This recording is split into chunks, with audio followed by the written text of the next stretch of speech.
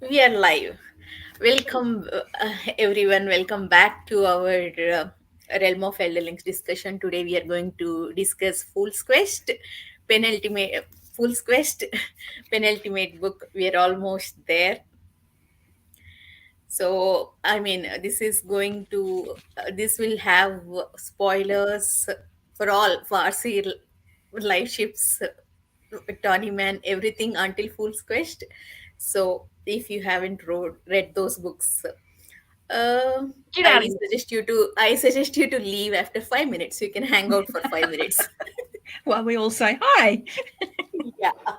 So today, will Pete will join us, and Chattie will join us, and there is another mystery guest. Uh, you guys will see who that mystery guest is soon. I'm sure. Alrighty. So until Pete and Chatty are first time readers like me, but Evie and Derri already read this.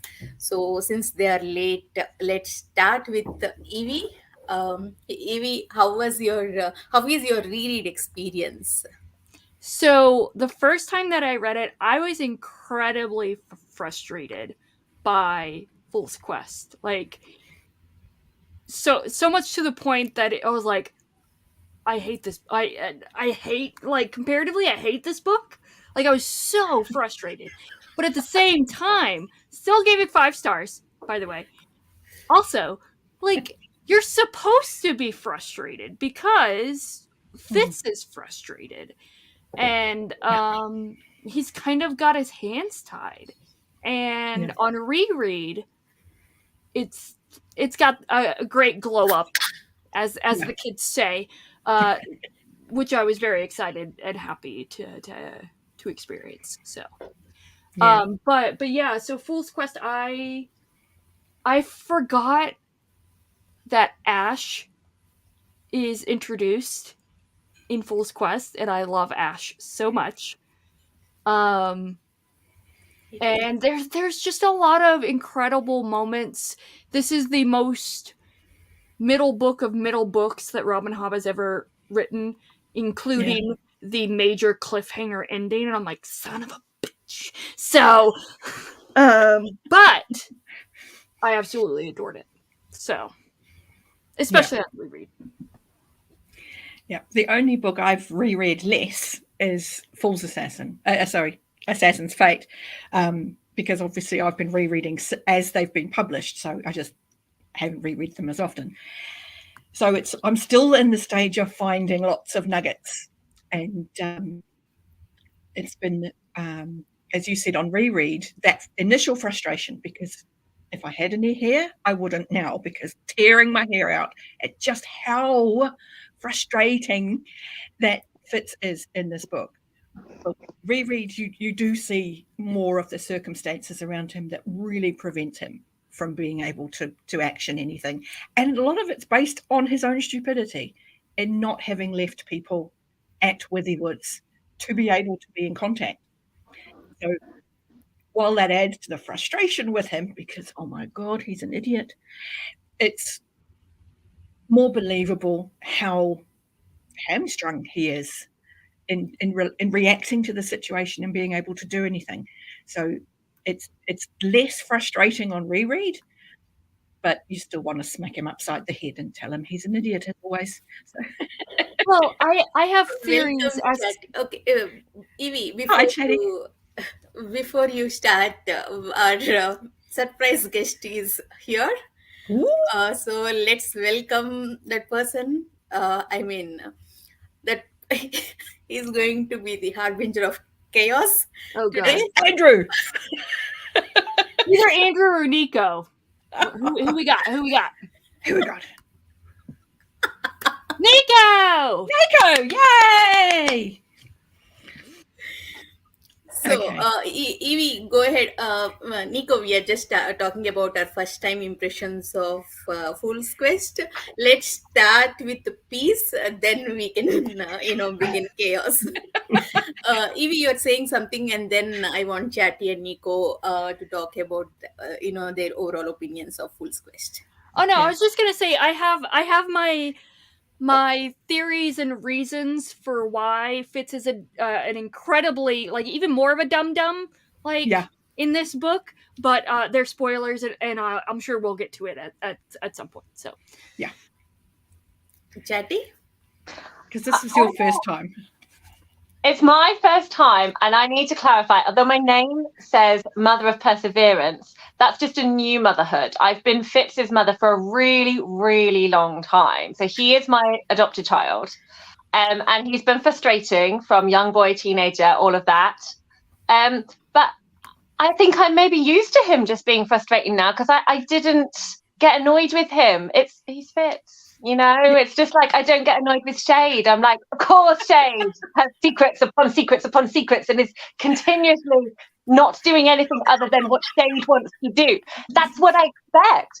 So it's not frustrating. It's expected. And that's why I'm reading Hobb, because of these characters where, they are so flesh and blood and just fully realized, and we've grown so much with them and seen them grow, and it just makes me laugh. There were so many.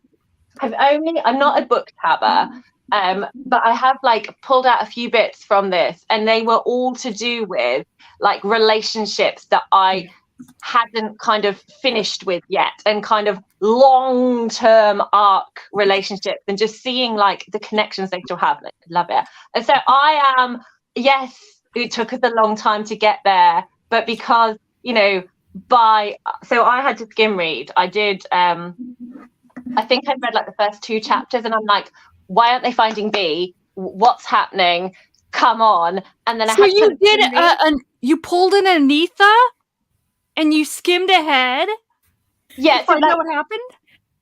yeah.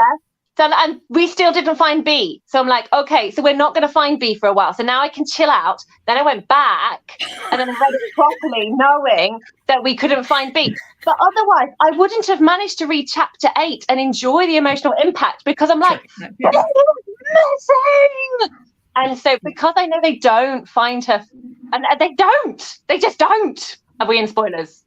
It's okay. You can talk might as spoilers. well. It's okay. Might as well. This is why you don't give me a microphone, guys. Like I have emotions with these. There's no critique. It's pure emotion. Sorry. Anyway, I'm gonna drink my tea. Carry on, chat. Sorry. Nico, I just want to remind you, please don't spoil Assassin's Fate. We are first-time readers. Yes. Please check the last of Fool's Quest if you don't remember. I specifically I looked up some plot summaries and watched my own video about this in order to try to make sure I was clear, because I remember the first book very specifically because of the ending, and it's still I can definitely agree with people like, why aren't we going to do anything? Because the end of the first book, like, I chills. Like, I had some issues with that first book, but that ending just chills. And then for me, it's this book. It wasn't like most of my complaints get much worse in the next one, which I won't talk about, of course. But this one just felt like we were killing time for an entire book. It just like finding reasons to not actually start the quest despite the name, and finding excuses, and then kind of trying to be like, oh, I guess we'll go do this now for no apparent reason. And so that was kind of the thing that I'm just like, can we get on with it? Because yeah, I know Fitz is dumb and all of that, it makes bad decisions, but it's here that we see kind of a more paralysis than I'm used to seeing, and then the decisions that they do make, I don't think make a ton of sense either. I will let Pete say hello before I respond to you, Nico. Also, Yeah, Anita okay, needs to okay. share her thoughts too before we Yes, start piling on Oh, Nico sorry, over yes, here. Anita. it's okay. I'll let Pete talk about it first before responding. I'm so scared. I love Evie and Derri. So from yesterday, I'm so scared of this discussion because I mean, I don't I want know- to I know there disappoint were- you, if that makes sense. I know they were bits that you were going to struggle with in this one. So, yeah. Okay, go ahead, Pete. Yeah, so this book was interesting. I think that when it comes down to it, the plot was a little kind of all over the place. I was definitely frustrated with Fitz a little bit because of his paralysis over things and then inconsistency about whether or not. I felt like he was very inconsistent when it related to B, but I can understand how having Fool, who is the fool and so important to his life, having to decide between them. He definitely is somebody who decides the most immediate thing, and I understand that because that's how I am. Yeah. Like it's yeah. I really think she should have ended it like 200 pages earlier. Like and stuck to the formula that she has had for the last two books. Yeah, there were some really good moments in this also. Like I did enjoy it. There were some parts that I genuinely was like, oh, this is making me tear up. Jar. Probably consistent for a lot of people. Outside of Nico, who hates everything that moves. Okay, we're just going to, we've said in the chat, Nico, we are going to pile on, but we all love you. So, I am I don't prepared. I am know. It sounds prepared. like it sounds like Anitha might become part of this. true. You But, know, this I- trifecta of yes. wrong opinions. There could be a Trifecta. reason I was invited to this besides. well, yeah, Anita to needs a be fair, backup. I think I is also, You know, Nico I've was been like, with Anita throughout this read, so I know I have a pretty good idea of why Anita feels the way that she probably does about this book. So I understand that more. Nico was like, do you really want me there? Do you want that kind of chaos? I was like, I need Yes. support. I need you there. You have to Look. come. Yeah, At least and- I'm and- not representing all men. Yes, There this you is go. true. You'll come out of this looking, scot free, Pete, because they'll all be mad at me. So We'll see. Okay. Anita, your thoughts? This is one of the difficult books for me to rate because there are some amazing things happened. Let me start, forget all spoilers, everything. I didn't even know I need Fitz vindication. Actually, I didn't know I wanted it when that happened. Oh my god! I when that was happening, I realized I wanted this from long time. And when Hobb gave me that, I was so happy. I was ready to forgive Hobb and gave this book 5 star. Everything. Thank you. I'm so grateful to Hobb for giving me that. Actually, and It's the there are payoff you other. don't know you're waiting for until you get it. Yeah, I didn't even realize that until it happened. And there are other things, like when they thought that B was lost, everyone gathered together, and they gathered together as a family. Actually, they were there as a family. Fizz needed that, though he doesn't realize that. He's too dumb to realize that. He thought he was going to be punished, but even then, when they all gathered together, he was drowning in his own grief. He doesn't realize that they all came together as family to be there for him at the same time, to grieve for B. That was an amazing scene. Oh my god, all those like 2 3 chapters, I cried. From past 2 days, my energy was completely drained. Hobb Oh yeah. is fantastic in writing that grief, drawing on those human emotions. I won't deny that she's just brilliant writer when it comes to character feelings, writing character emotions. Having said that, Here we go. I have two problems. As Evie and Chattie said, I completely agree. I was so frustrated in the beginning. First of all, you guys all know that I skimmed through that first 10 chapters at the end of Fool's Assassin. I already know that first 10, chapters, Fizz is not going to realize that B is kidnapped. I prepared mentally. That's why my frustration was little less, actually. Otherwise, it would have been through roofs. I was so angry, and even then, after finding that, I was so angry that Fizz did not leave immediately. He's not like, he does not lack resources. He has skill, he has wit, he has power, he has army behind him if he wants. He has assassin skills, actually skill set. So even if he is scared of Windelair skill, he can take another skill member, and one can take Elfbach, and they could have worked around that. Even they don't know where B went, they could have started actually on some path. I was so frustrated that it took them that long. He did, after all these world building elements, after all these gathering of skills, through all these books, they did not use that any of the powers. They were just sitting ducks. I was so frustrated with that. And even at the end, when when they realized that B was lost, when Fizz started on that journey, it was little delayed. I Okay, I am happy to see I'm happy to see Malta and Rain, but that entire healing scene is little dramatic, like cinematic, like it's not organic as part of the story. Actually, that's how I felt. Okay, that was my first problem before coming to That second was only problem. one?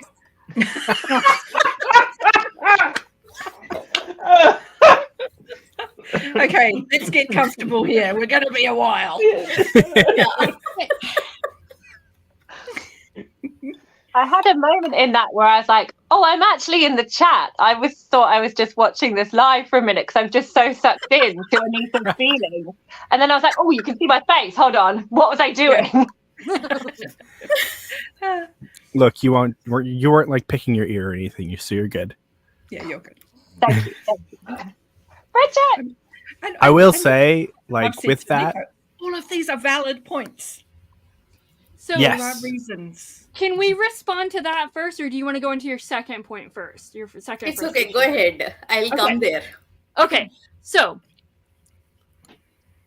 on initial read, I totally get it. Like the lack of action on Fitz's part and the like maneuverability, and I'm like, Fitz, you've decided to like do your own thing and just take your own action. Why are you finally deciding now to listen to people and like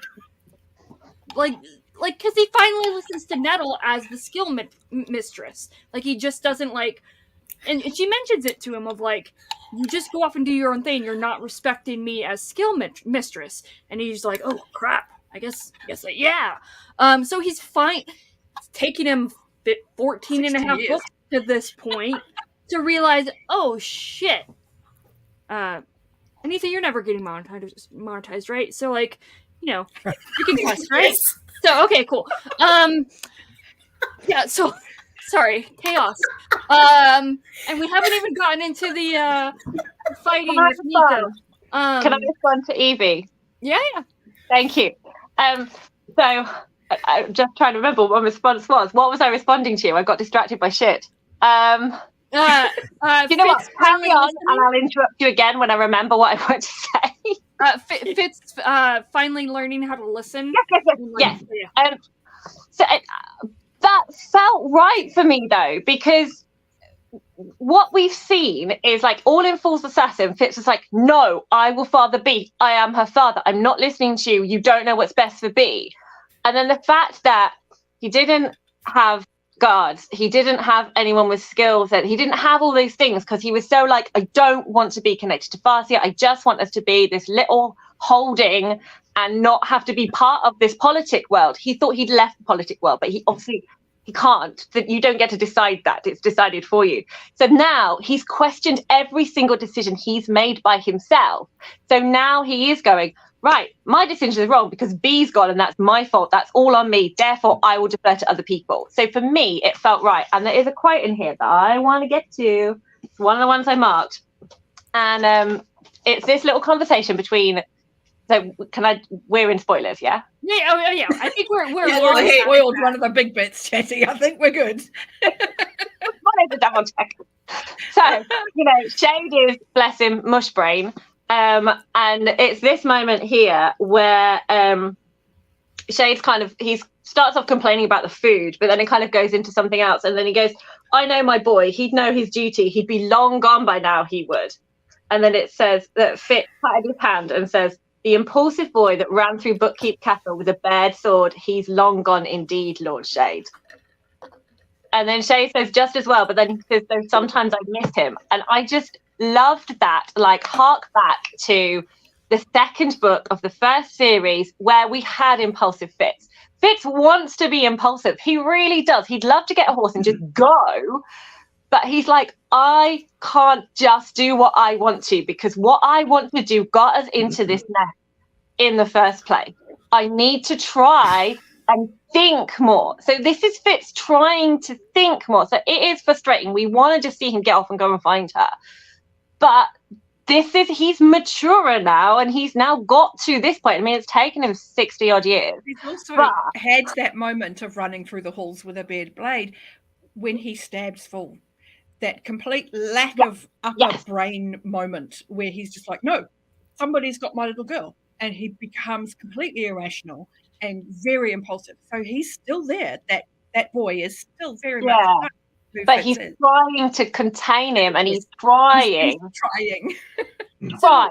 So that's actually so I was like, I know it sounds like I'm like, oh yeah, it doesn't make, like, I was still frustrated, like, oh, the time that I want you to actually take action. Like, I totally get it, Chattie, and I understand. And then this is actually kind of what I wanted to mention at the beginning, what I kind of referred to at the beginning is, like, everything that, like, the catalyst, really, of the Fitz and the Fool trilogy and everything that happened, other than, obviously, Bee's birth, is Molly's death. Yeah. And with Molly dying, Fitz no longer has the tie to his humanity. This is my armchair theory. He has no tie to humanity anymore, and he is more animalistic and more base in his mannerisms and actions as the wolf of living in the now than he was with her, because she grounded him in a way to his humanity. And by losing Molly, it's a conscious decision to take care of others, to realize that other people need things other than the now. And so that's why he's deferring to other people. And again, it's frustrating, but yeah, but it's so frustrating. I love that answer theory. Yeah. So anyways, sorry. I'll jump. I was going to say, I'll jump in with a really quick thing, because the whole issue with him realizing he was wrong is, if you take away him randomly stabbing somebody repeatedly in public in the first book, book 2 doesn't happen. He wasn't wrong about not having guards. It's because he randomly stabbed somebody and then had to run off. That's the only reason there was no protection. And then I do get where you guys are going with his mind state, but that's where it just feels inconsistent, because he goes from he's so out of control, apparently, that he just runs up and stabs somebody with no thought of doing anything better. But then in the very next book, he's so in control that he just sits back and is willing to not even try to rescue the daughter that just a short while ago he literally started stabbing somebody in public to save from perceived harm, and now he knows she's in real harm. But he's like, suddenly he's just that much in control. It feels inconsistent. And I'll wait until, because there are other reasons he waits that nobody's brought up yet, so I won't talk about those yet. But yeah, that's part what of it. I think is Fitz is not good at dealing with more than one thing at a time, and he has so many things that are in front of him in this book. Not only has he lost Bee, he's got this relationship with Nettle that he's almost got to a point where he trusts that that's a solid relationship. He's got Fool, who he hasn't seen for over 20 years, and he's got the relation. He's realizing how old Shade is and that Shade is failing, and there's so many things that are fundamental to who Fitz is that have gone belly up. He has lost every single anchor he has to what he wants to be his normal, that he's overwhelmed with too many things to think about. Mm-hmm. As a result, he doesn't think about any of them and just goes, somebody just tell me what I have to do. Yeah. And what he's being Depression. yes, and that's exactly it. And that's why I know that mindset. And it's why until I found BookTube, I didn't know that Fitz was depressed, because it always struck me as completely logical what he did, because that's how I react to things. When there's too much happening, I'm incapable of making a decision. I'm incapable of being rational and knowing what to do next. Yeah, it's an overload, a sensory overload and just mental overload. So yeah. See, I And yes, understand I agree what with you're Jennifer. all saying. I completely agree with Jennifer here. For all of us, actually, there are moments where we need to think before acting, and there are moments we need to act fast. Okay, Yes.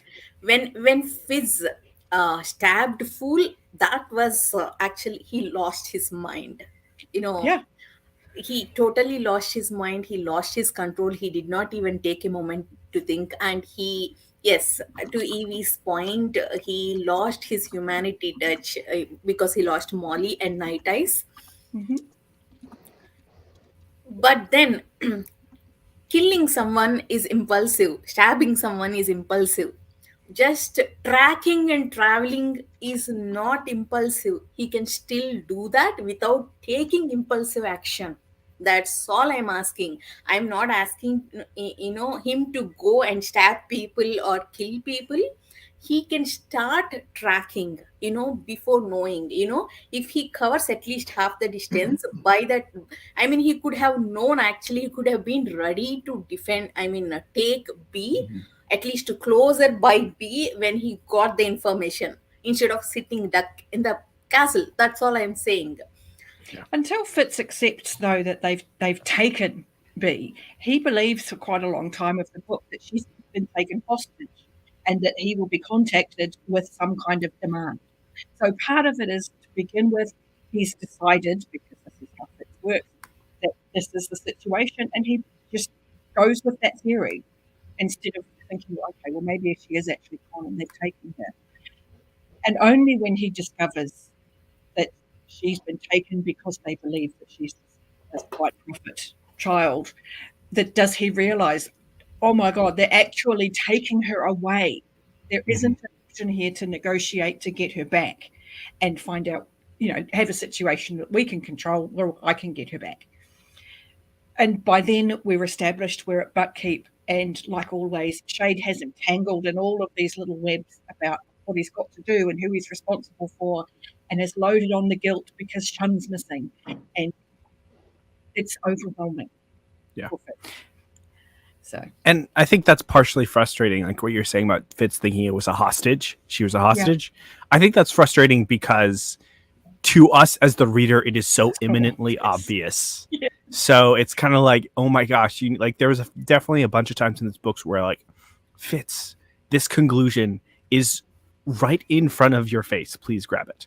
Oh, absolutely. I mean, they've had the discussion. Fool has had the discussion with him already about that they've exchanged substances during his rebirth on Aslavial, or rather, as a result of Aslavial. And so he's already been told this. He's been told about the unusual pregnancies that resulted in the fall. He even thought when Bee was a baby that she reminded him of the fall. When Fool outright tells Fitz, she's also my daughter, Fitz is like, no, you weren't part of my coupling with Molly. You weren't part of my family that created Bee. I know I created Bee. You weren't there. And he just refuses to hear it, even as he's thinking, she does look a bit like Fool, specifically, not just generally. And she does dream. And I've got her dream journal in my hands. And he's still going, no. It's because Fitz is like, Fitz has never had something that was his. He's never had his own identity as himself. He's never had anything of his own as himself. And B is that for him. And losing Molly just like reinforces his desire and his want to have B as his. To make her entirely his, protect her, etc. Always have her back, by the way, that, you know, I know that's Fool's Assassin, but still, I will always have your back, B. I will always take your side. Still. Yeah. Anyways. Yeah, so I am so frustrated with Fool this entire book. He came across, see, I understand trauma, I understand PTSD, the desire to take vengeance, but he came across selfish actually. The way he chose to demand fizz rather than ask, and the way he pulled Spark 5 times in 2 days, that was, oh my god, I cannot.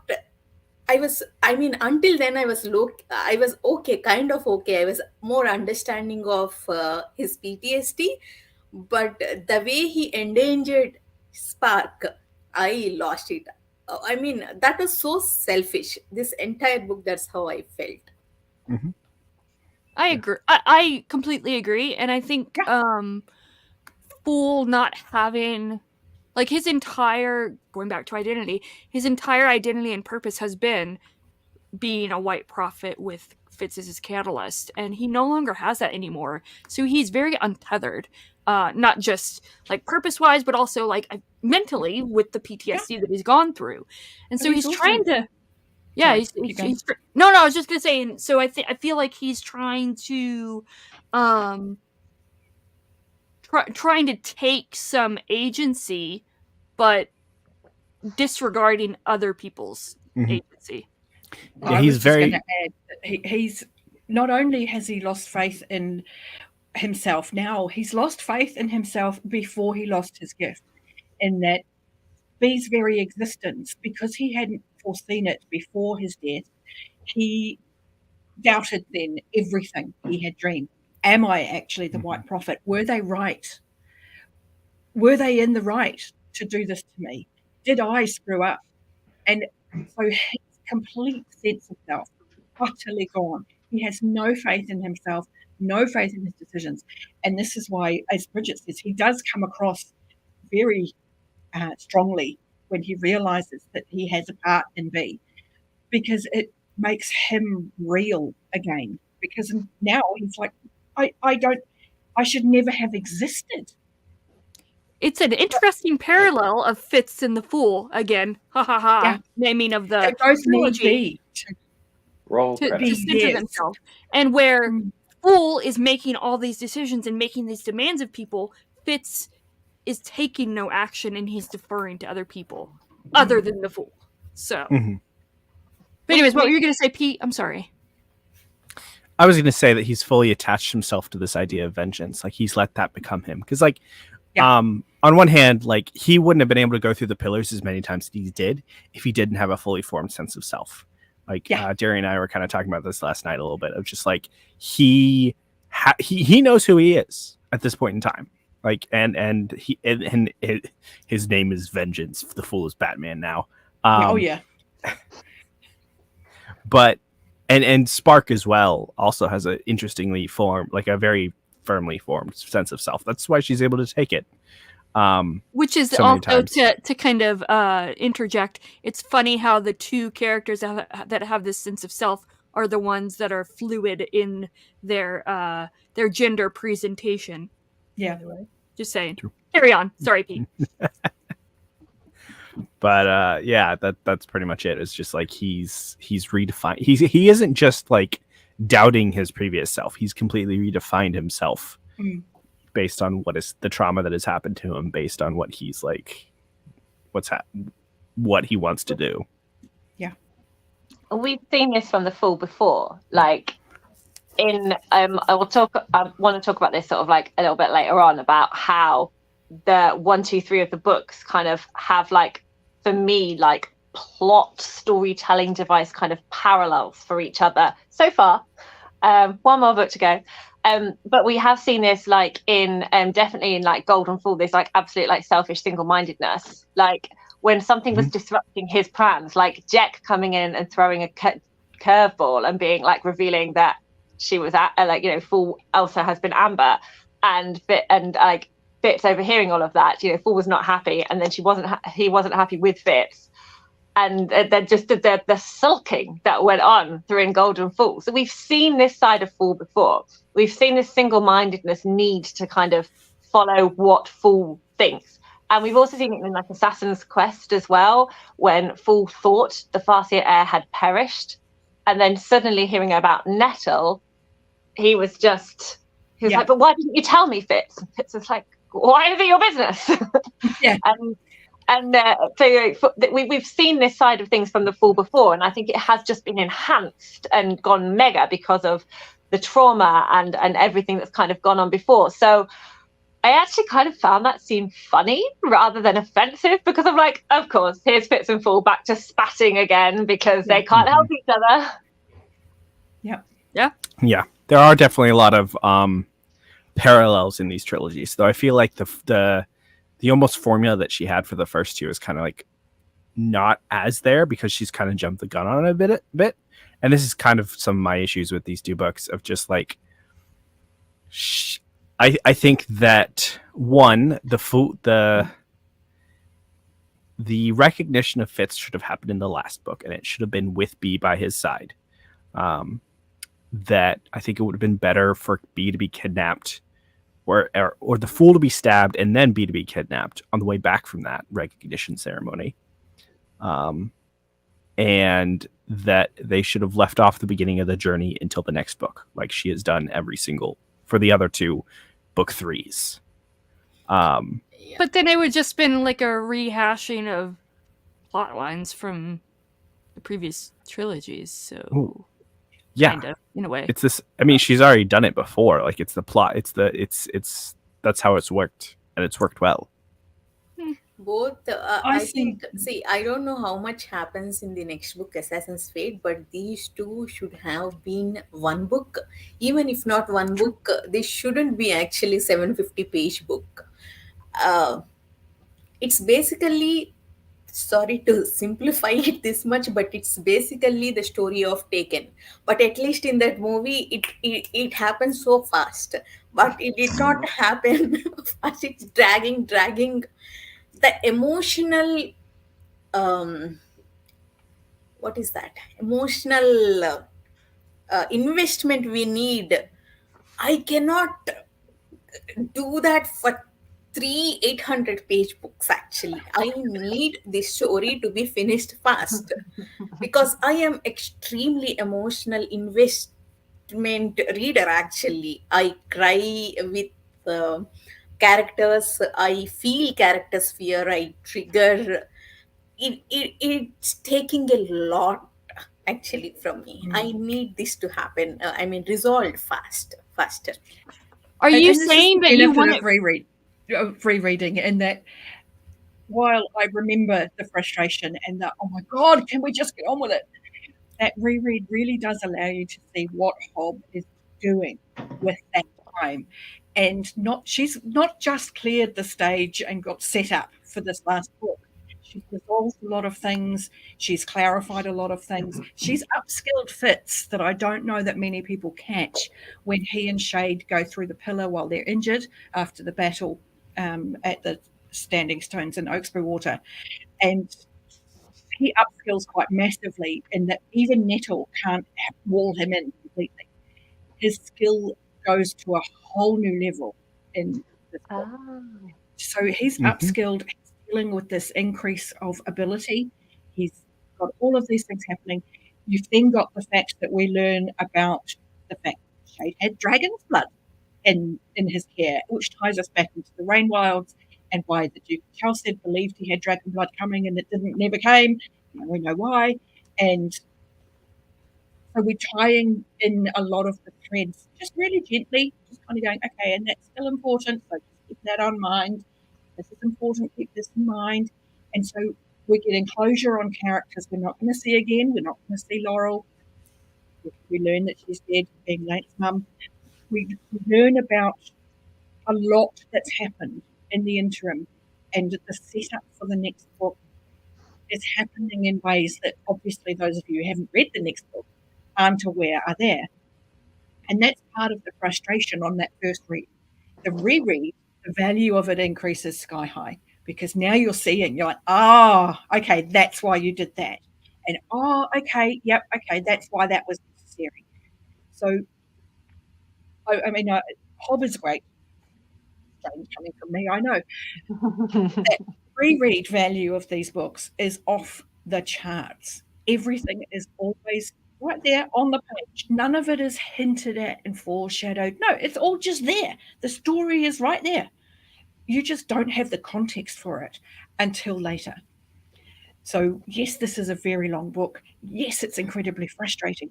Yes, there are things in it that you're like, I don't care. Get on with it. Everything is there for a reason.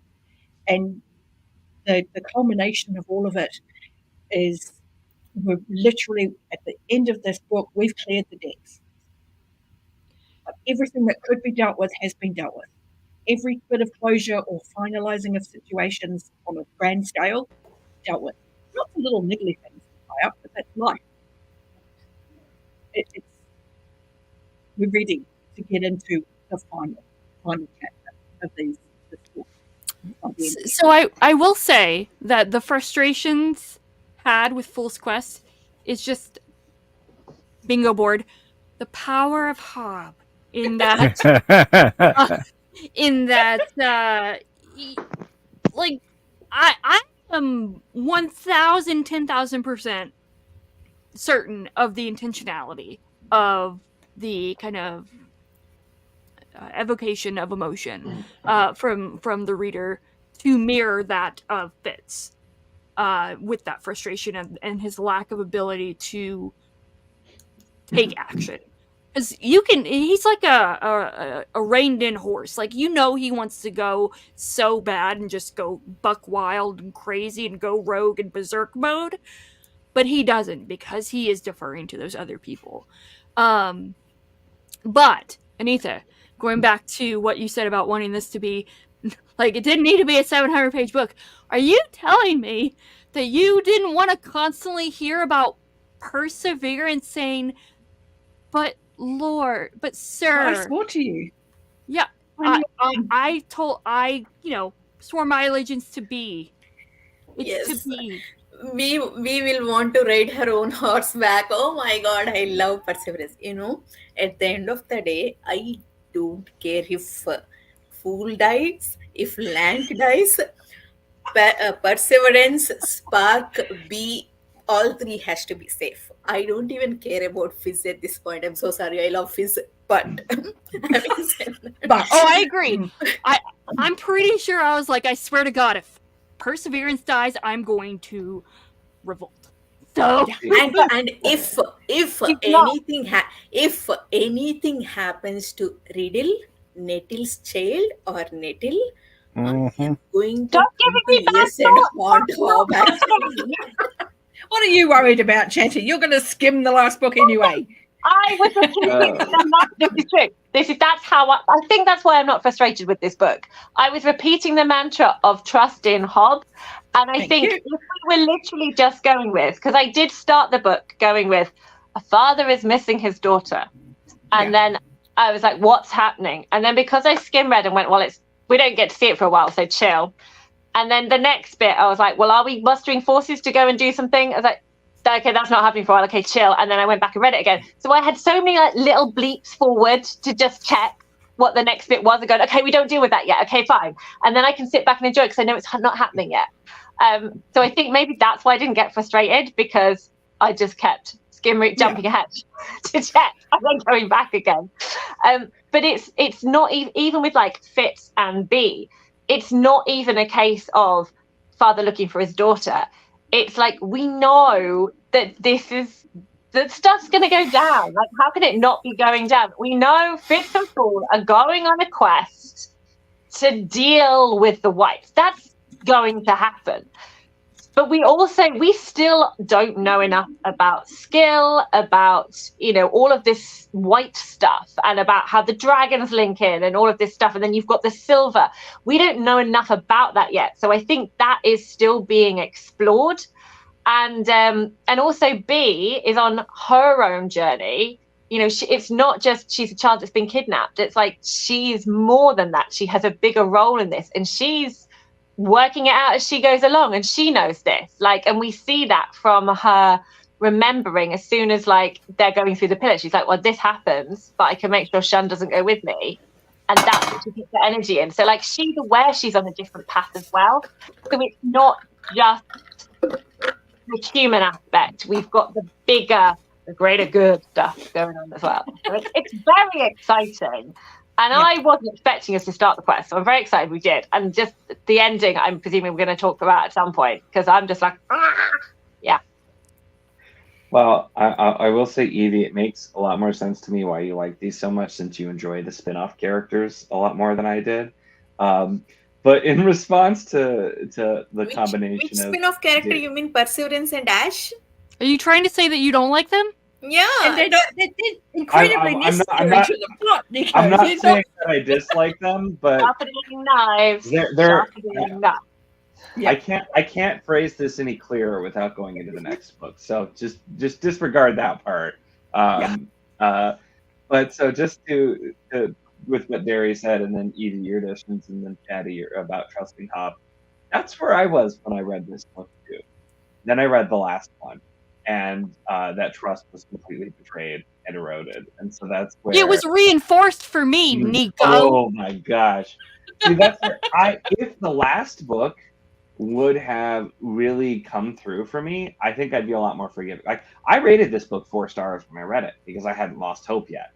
I'm like, okay, I had some issues with the first one, but I still loved that it was 5 stars. I read this one and I'm like, okay, things seem like they're getting worse, but she's got to set the landing. Don't want to set the wrong expectations for Nico and Chattie. So okay. I'm worried now.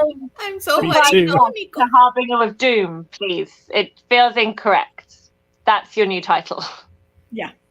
Harbinger of Doom.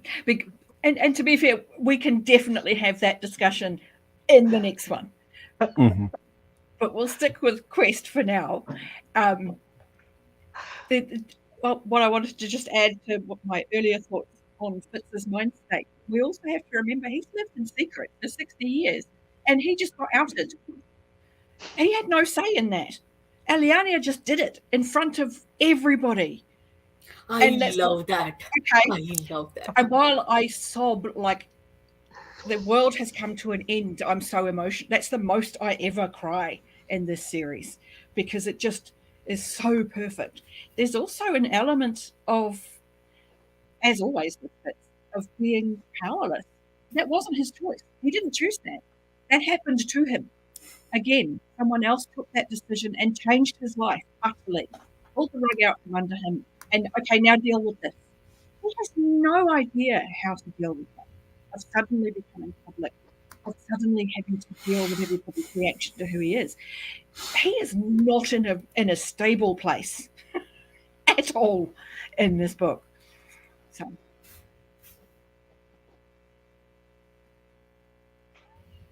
Emily, you're scaring me. I mean, I don't know what else can frustrate me. I mean, see, all right, let's just still talk about Assassin's obviously Fool's Quest. What's your second? Not talk about AF. Yeah. Obviously, at the end, when B was in the Skill River, she came out of the Skill River. Olffather says that there is someone here who can help us. If only I can wake him. So I'm thinking he's talking about Verity as dragon. But if that is true, even if Wolffather is able to wake up Verity as dragon, he can't kill Fizz because Fizz just took elf bark because of that healing and all. So another So though they are so close, again Fizz will miss saving B, so he has to go all the way to Clarice. That I'm mentally preparing for. I don't know what else I'll be frustrated with. I don't know. I mean, I need to temper my expectations. Actually, I need to mentally prepare for all the frustrations. Mhm. Okay. So can we go a complete left turn and talk about the political implications of Fitz providing a service that they cannot get anywhere else? Like Fitz healed these kids, so Oh, yeah. now Buckkeep or the Six Duchies has a resource, aka skill users, that can be used in political dealings. Roughly, thinking like Jade here, Yeah. with Kelsingra. Mhm. Because if a normal skill user can just pop through the pillar and be like, "Hey, I'm a and stay on the far side of Kelsingra for a few days, go and heal a kid or two, pop back." Yeah. Like that's something that transcends trading. Oh, yeah. Bravo. That's a connection that Bravo. yeah. But I get what Pete's saying. It's absolute. It moves beyond a partnership of nations, as it were. It becomes Yeah. an actual binding where nobody's going to want to mess with that. So they've pretty much guaranteed a support from Kelsingra in any situation. And Kelsingra has dragons, so that's kind of important. Yeah. It, So it, the now it, the question is this: if Rain and Malta are willing to try to work with the dragons to try to work with Okay, I am Yeah. the others. I am so angry with the dragons in this book. Actually, when those dragons were young, when they needed help, keepers were there for them. Actually, they took care of them. Now keepers need them, and they are nowhere. That's so sad. Actually, Except at the for that one dragon. Whose dragon was it? Um, Notel's dragon did not come back for birth, and even Tats and Sintara and Fente were fighting that well, treating that kid as a that's doll. That expected. was, yeah, That's expected because Centaura's that douchey that still. moment I felt like, yeah, why do we need dragons? Why fool was insisting on getting back dragons if they are not helping, if they're only killing and troubling humans? That's how I felt. I'm so sorry. Mhm. That is a very selfish thought, but that's how I felt. No, Just I agree. always A remember. selfish completely thought. agree. You're Hang on. thinking like a Always dragon. remember, Fool is not human. His objective is not to help humans be better. His objective is to make the world better. And putting dragons in place who put restrictions around humanity to remind them that you're not actually the most powerful thing anymore is, in Fool's objective, a better outcome for the world. Wow. But So having I said that, one last point, Nico. go ahead. Yeah, go But ahead. at the same time, dragon, I am thinking Pintaglia, not Verity, because Verity is stone dragon. Helped be actually in that skill river. I your father helped me, so I'll help his cup now. I'm not sure if Tintaglia meant fizz or fool. I don't think it was Tintaglia. I think it was what's his face, the black one, Ice fire. I suppose. Icefire. I think it was Icefire. Could be. That's getting a little too detailed for me to remember that specifically. It's been a while, I but remember at the time I thought it was Tintaglia, but then someone said it was too nice to be Tintaglia. I And honestly, Tintaglia. I think honestly. Tintaglia was nicer than Icefire. Oh, sorry. So that you guys think it's a dragon is shocking my mind because I always thought it was Verity. But Verity is stone. Yeah, I but mean, it's still in a skill. why does Verity call her cub actually? I like that. True. Verity is human. He won't call a child cub.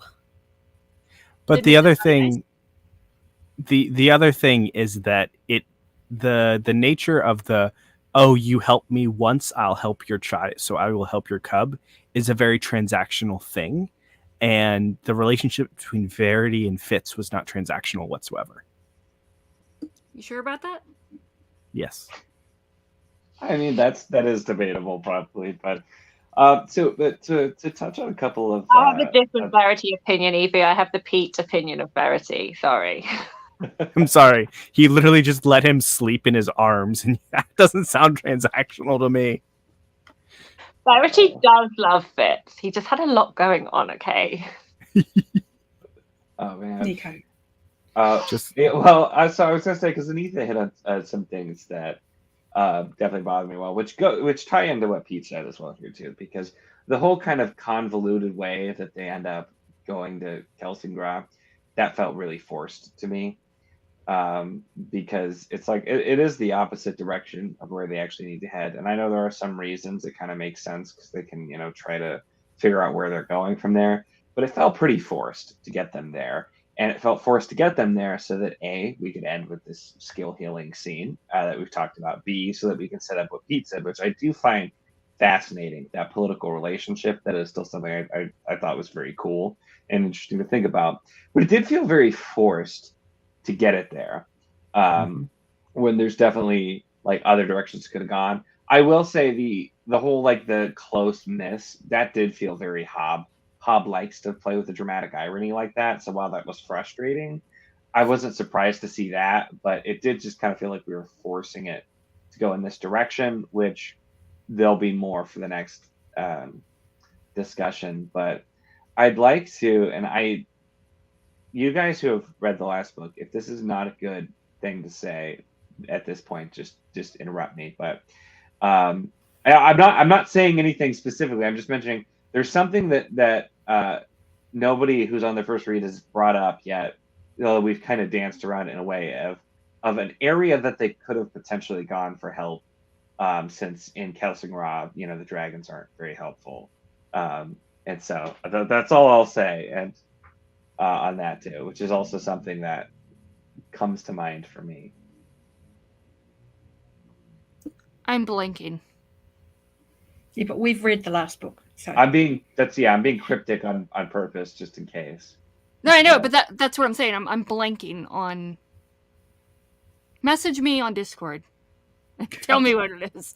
Not allowed private messages. You haven't read the final book yet, so yeah, don't want to spoil it. Well, we'll leave it for the live show. Definitely not a spoiler or anything, because I was just saying nobody's brought it up. So if somebody brings it up, I'll agree with them. If not, that's okay too. Yeah. Anyways, what was your second thought, Anissa? We never got back. to your second thought. Okay, before talking about that second thought, I want to talk about Shade and his secret children. Okay. Lant is frustrating and annoying, and I don't like him. Good old Jaime Lannister and Cersei Lannister stuff going on there.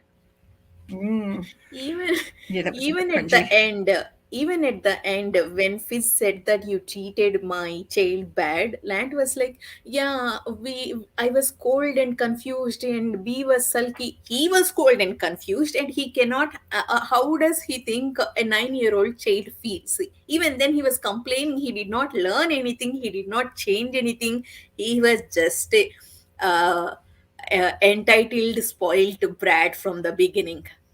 Vindelia was in the village when the stabbing of Fool happened. They were already in the village clouding people. So this is when I said to you in the last book, there are reasons that Shun and Lant are treating B the way they are. They're already being clouded to forget B. Already they're being clouded to completely erase her from their memory because they can see her. They're waiting for the moment. They've foreseen through the prophecies. They're waiting for the moment that they go back to Witherwoods where they can now steal B. But that clouding has already started. They're already hiding themselves. And so Lant was confused deliberately. But I also feel that their characters were already established in their dismissal of But they didn't like B. I think it made it very easy. And also, like, you know, their reaction to the server at that final bit in Fool's Assassin, it absolutely outed them as classist snobs that thought they were better than Withywoods, and therefore were just so dismissive of everything and just absolutely needed to be slapped around the head. And I couldn't understand why Nettle was like, oh yes, Lance's lovely. I was like, when is he lovely? Because we never got to see that. Because she's skill mistress and has status. And I still want them to just apologise. They still haven't apologised, and I'm still mad that they haven't apologised for their appalling behaviour at Fitz's house. I tell you what, they are awful. The audio, which I absolutely hated for these books, I only did a little bit. It makes it 10 times worse. Yeah. It makes it so much worse because the stupid, like, pretentious accent that's used for people like Lant is also used for people like Kettrican. Kettrican sounds like the biggest twat with the way he does it. It's like, oh, Fitz, why would you do that? Like, that's how. Why would you use the same accent for Kettrican? She's from the mountains. What? No, it's just anybody who's like aristocratic gets that accent. Is how they. Okay. Lant doesn't close his mouth. Very pretentious, and worse than Lant and Kettrican was Rain and Rapskull. Oh my god. Yeah. The minute Rapskull spoke that audiobook narrator voice, I just want to punch him and kill him. So that's just Rapskull. That is kind of just Rapskull. Yeah. I also don't know what accent he decided for the whites, because the Fool sounds like he's from like Transylvania. He's like, feet, oh my feet. That's how he talks in the narrative. It's like the audiobook. It was so bad. Like, don't listen to the audio of this series. Is what I'm saying. It was terrible. No, the publishers have really, really done Hobb bad with the audiobooks. You know, anyway. That was a complete aside. See, I want to talk about Rapskull. You know, Rapskull is horrible. I completely agree. I hated him at the moment. But now I had a day to think about it. See, in Rain Wilds, if Chalcedians were trying to steal dragon's blood and silver, how do we feel? We feel that they are so horrible people, but that's exactly Fool did. Just because we like Fool, we are trying to accept what he did. We are trying to justify what he did. Thinking about in Rapskull's perspective, Rapskull's reaction is completely all right. There is no difference between Chalcedians and Fool. Why? I don't think I should hate Rapskull. That's how I feel. Not for his reaction here. It's just Rapskull, and he's. The way he goes about things, I think, are a little on the nose.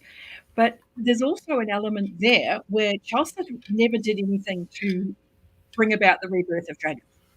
Mm-hmm. Fool literally died to try and do that. So while Fool's gone around about it in a completely selfish way and not really used the channel he should have, there's an element of he kind of deserves something for that. That if he needs something from the dragons, they should be open to that. They literally owe him their lives. So there's a bit more nuance to that than Fool wants the same thing the Chalcedeans do. But that's a difficult thing to explain in the moment when they're in a hurry, supposedly. And Rapskull's not always easy to deal with. So there's that element. I mean, I would partially disagree, because Fool dying served no purpose, because the Tawny Man trilogy serves no purpose once you pass Rain Wilds, because the dragons were already going to come back anyway. We don't have all of those moments. Nico. No, that's where I'm like, that's where the issues come in, because like in tier 2, where they're not even helpful, it's just like the dragons were going to come back anyway. We were already there. No, I don't know. Yes. What am I looking at? Evie. Alan has just gone live sprinting. Yeah. Yes, I got the notification too. As we're all checking our phones, going, "Oh, we're gonna pop off, or we're gonna leave this live stream now." The problem is I cannot. No, I'm going to message Alan and say, "Do you mind? We're having a discussion." Do it, Derri. Do it. I have done in the past. I already yelled at him in comments. We are having a discussion. He said something, but I can't hear because my ears are here. I mean, I've already. Hey, my reaction to that point, Nico, is the first time I discovered there was a character limit in Discord. I'm sure you recall the wall of black. There are many, many reasons why Full had to die and why Tawny Man was very important, not least of which was the fact that without that death, we're not going to get that mixing of essence that was so absolutely essential for B to even be born. So, But if is nothing B else, really essential though? Nico, did you even read?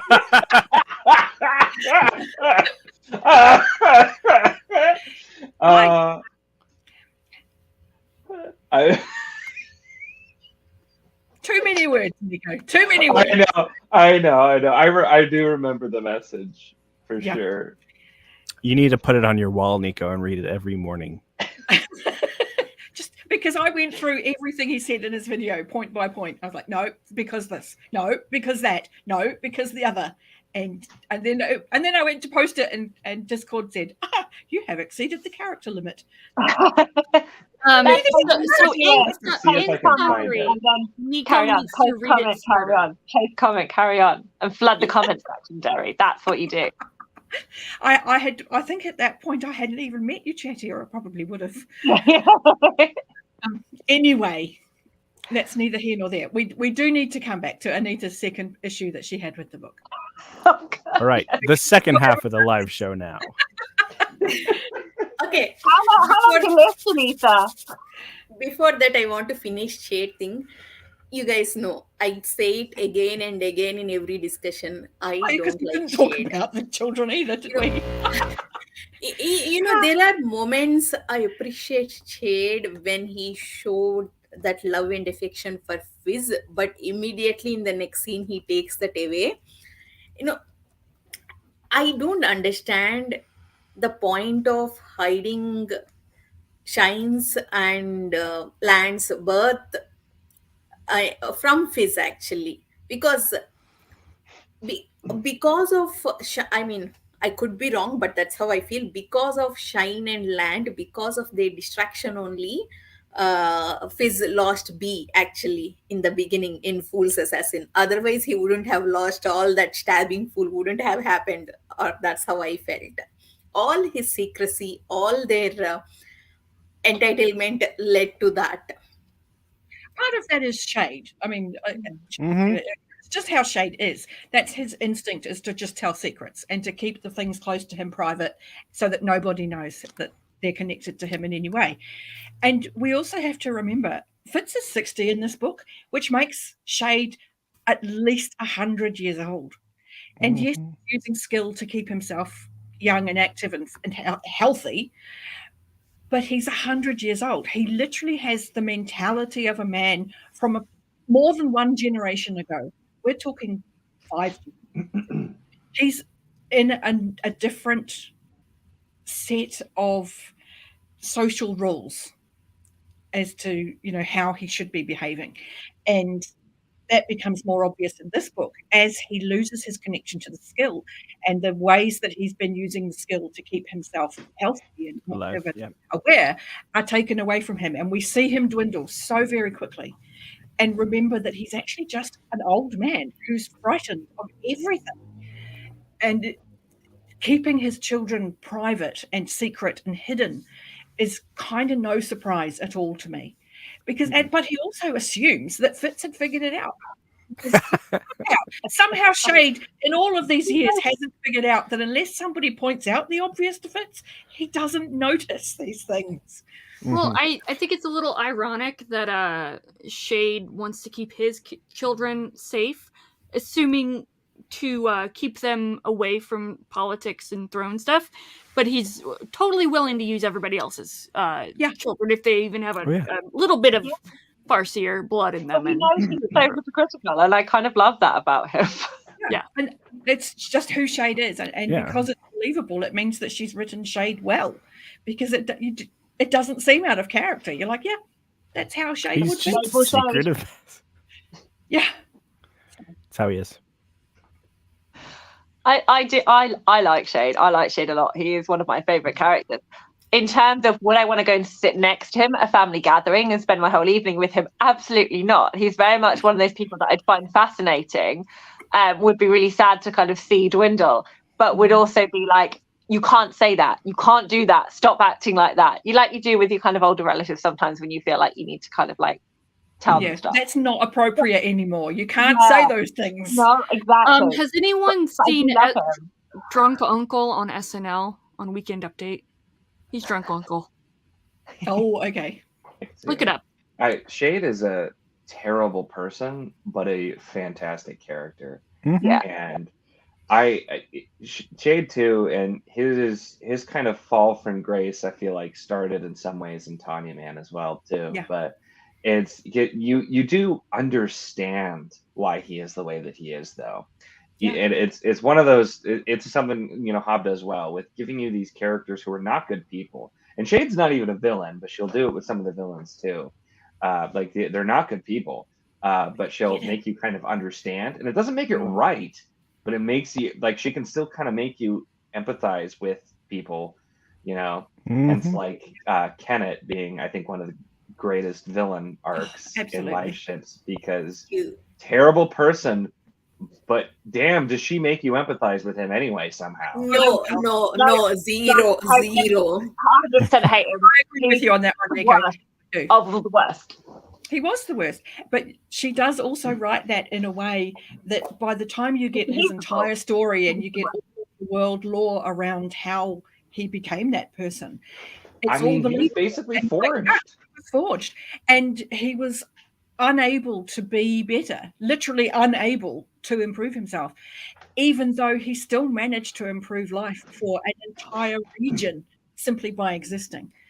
And all of, I mean, I don't want to derail the conversation. I'm sorry, that was completely my fault. I got to I get what you mean, though, because it does give you enough information about a character and where they're from and all of the things that lead into their character for you to feel compassion for the way that they behave and think.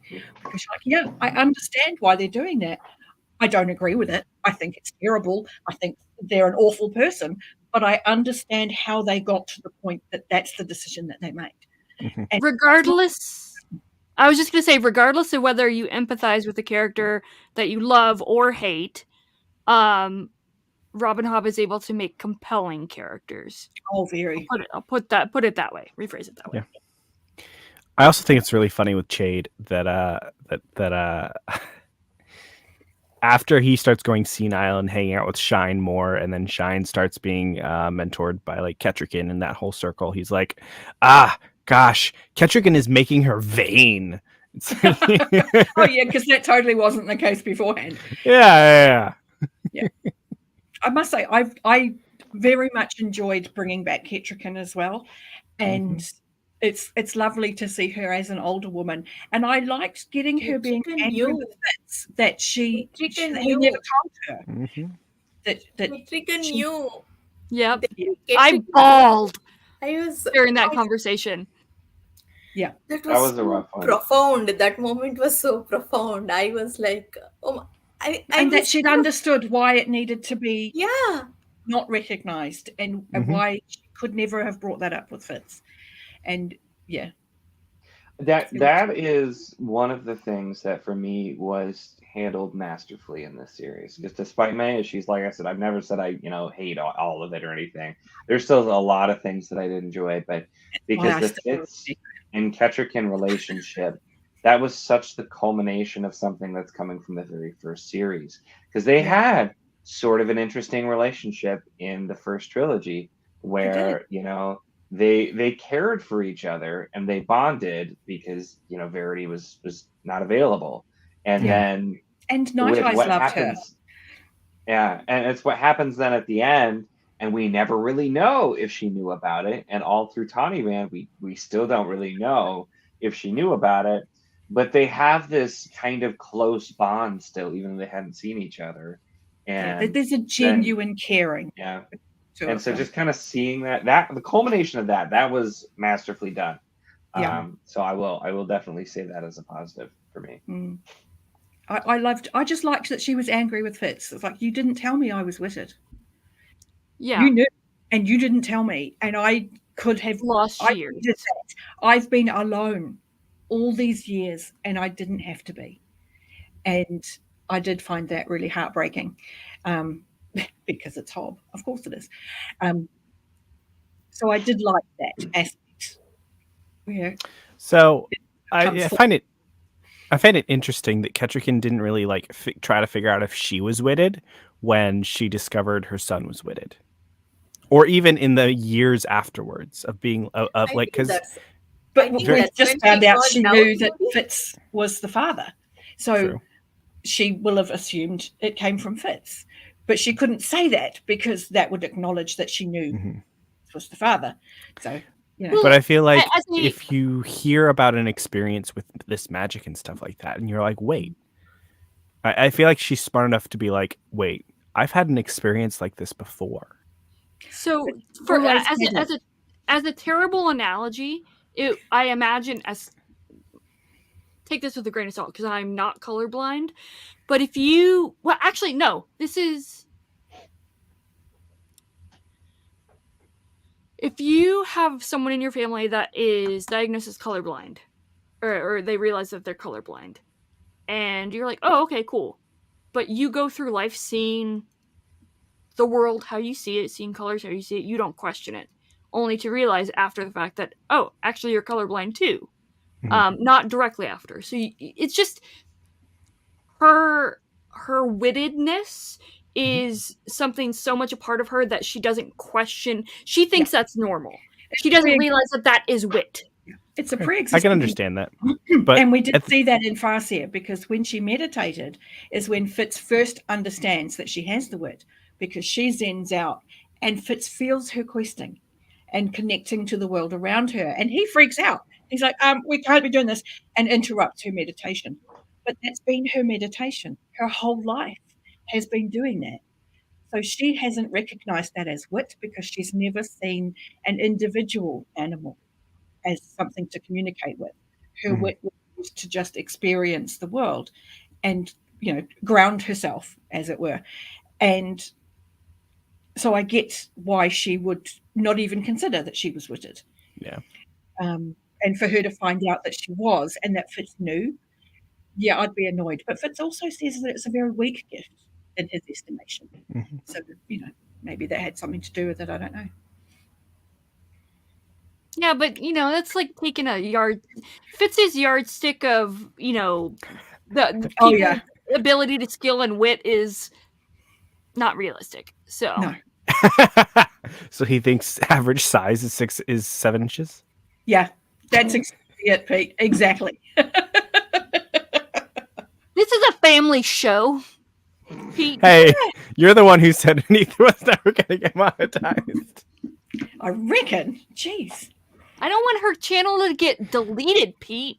Damn. I don't think one or two random dick jokes will get a It's channel. okay, Evie. You already said that I'm never going to monetize. That's all right. Come. Evie, you've already been I'm so enough on sorry. here. That I'm so That's sorry. going to haunt you now forever.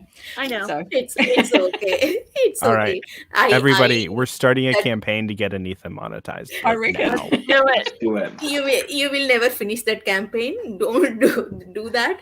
I like the brutal honesty of the TV. It's okay. I laughed a lot. I'm never getting monetized either, if that makes you feel any better.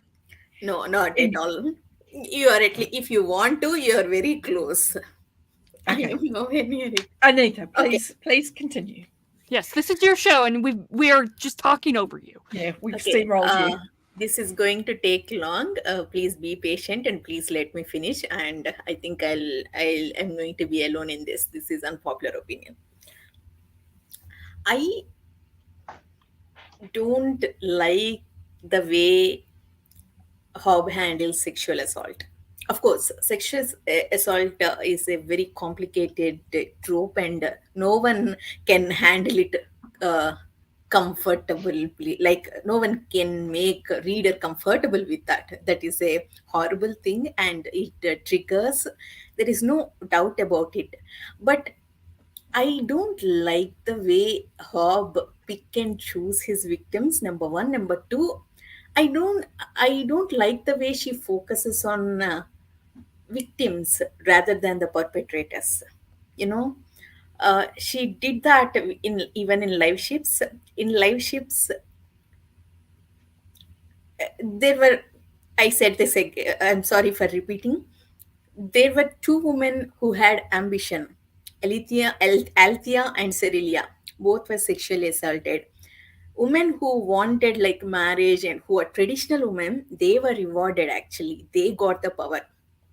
And I did not like that in live ships actually. In this book, I wouldn't have observed maybe if not for Derri. I mean, I love Derri. She knows how much I struggle with this sexual assault trope. So she warned me. Actually, I was very worried at the You were end of very Fool's anxious. Assassin. So she, as a comfort, she told me that don't worry, nothing will happen to B. That B will be all right. Nobody's touching B. yeah, she told me to help me actually. She told that, but that made me actually maybe because of that I thought that made me think who were all the victims in this book actually, or who we consider or Hob consider bad women actually. Shine, Elm, who was a bully to uh, B, and one lyrics, few of the lyrics. They were all bad to be bad characters. I did not like Hob choosing them as victims as if because they are bad women that's why they deserve to be raped, or and I did not like how I mean in one of B's POVs we got that Shine was vain, that vanity made her a target. It came very close to victim blaming. I did not like that. I'm not sure if I made any sense to you. Oh, yeah, absolutely. I was just making sure you were finished before I said anything because it's important that you say what you feel. I got a couple of responses to that, in that pretty much all of the women at Withywood's were assaulted, and that was made a big deal of. And in this instance, I personally felt that you would be better with it, in that, unlike in live ships, the perpetrator of the most vicious assaults in um, at that raid at Withywood's does suffer. Fitz finds him, and Fitz really makes sure he knows you're being punished for what you did to my women on my estate. And no, that no. And constantly he's referred to as the handsome R word. And so there's this point of, you don't have to look like a bad guy to be the bad guy. You also get the victim blaming aspect. I understand where you see that coming through, where in very much the same way as live ships, she quite honestly shows you the aspect of disbelief that follows when a victim comes forward and needs support. So very often it's disbelieved, and that makes a lot of people angry to read, but it's very true to life. And so the victim blaming aspect here is, you've got B going, she's wearing scarlet. Of course she came to their attention. She wanted to be pretty and noticed. Well, they noticed. That's kind of how the world goes.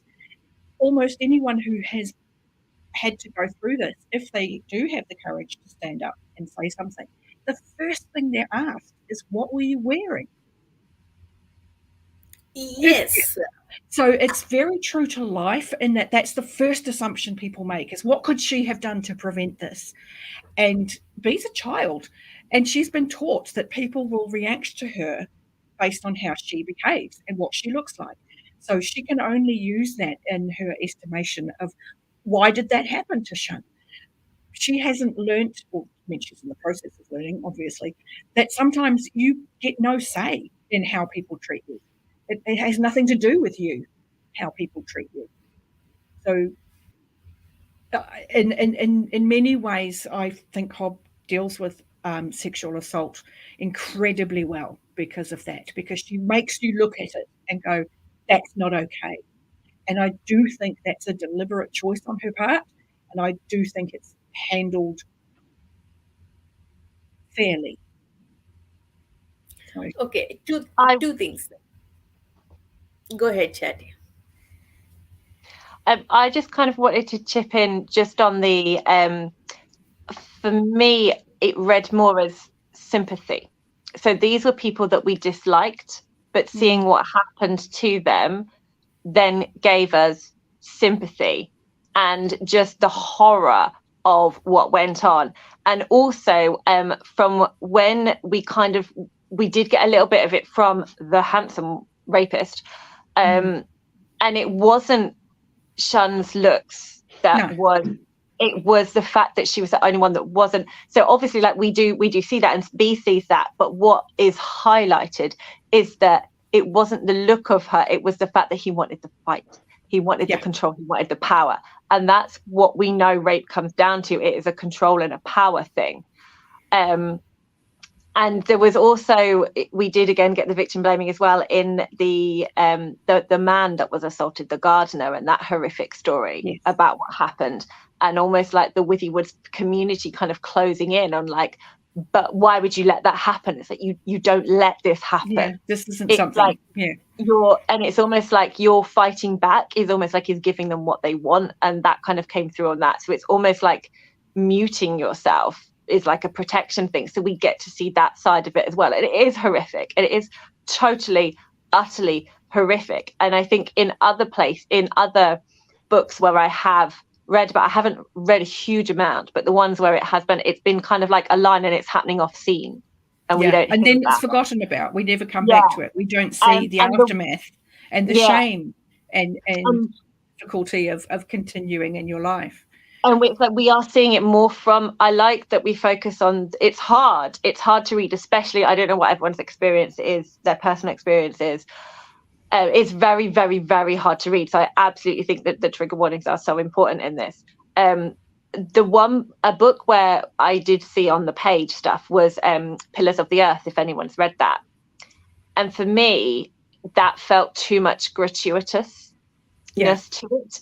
It was too... it was dwelled very much on the event rather than on the emotions and the afterwards, and it had that exactly the opposite. So sorry, so actually I would agree, Anita, that it actually is focusing on the victims as it should. The perpetrator, as Derri mentioned, the handsome rapist, gets his comeuppance, gets the he gets vengeful fits. Yes. He gets what's coming to him. And the focus on the victims, like Chattie said, I think is made to be, and I don't think Shun, I don't think Elm, I don't think the lyrics are bad per se. They are just people, and like Chattie said, like these events happening to them are more kind of bring to the forefront that this can happen to anyone, regardless of whether they're a Withywood's person, Withywood's woman, Withywood's child, Withywood's man, a Lyric who's supposed to be this, big bad or whatever. Even what's her face? Who's the leader of the Lyrics? Dwalia. There we go. Even her, like it's implied that was going to happen to her, if not did happen to her. But I understand your frustration with it, Anita. And that's why I said I knew you would particularly struggle with this one, and it is why when you mentioned you were anxious, I was like, no, I need you to know that B is going to be okay, and it still does happen. And I will say, kind of, it's been a very, very long time since I've read Pillars of the Earth, but with that said, from a general perspective, the way count on your bingo board again, the power of Robin Hobb, is that from taking it from the perspective of the quote unquote victims, survivors, however you want to label them, makes it not gratuitous. There is no. Well, we never actually are there for the act. We're not there for the act, right? and But we also get like the when responses and you get the perspective when it feels gratuitous, it feels whether it's whatever type of media, TV, film, book, it is usually from the perpetrator's perspective, and that's yeah. when it feels gratuitous because you You're getting their yeah. enjoyment of it. You're getting their Yeah. sense of power. Whereas Hobb, I feel very strongly, tells you about it's a taking of power. It's a taking of self. Yeah. It's the lessening of another person.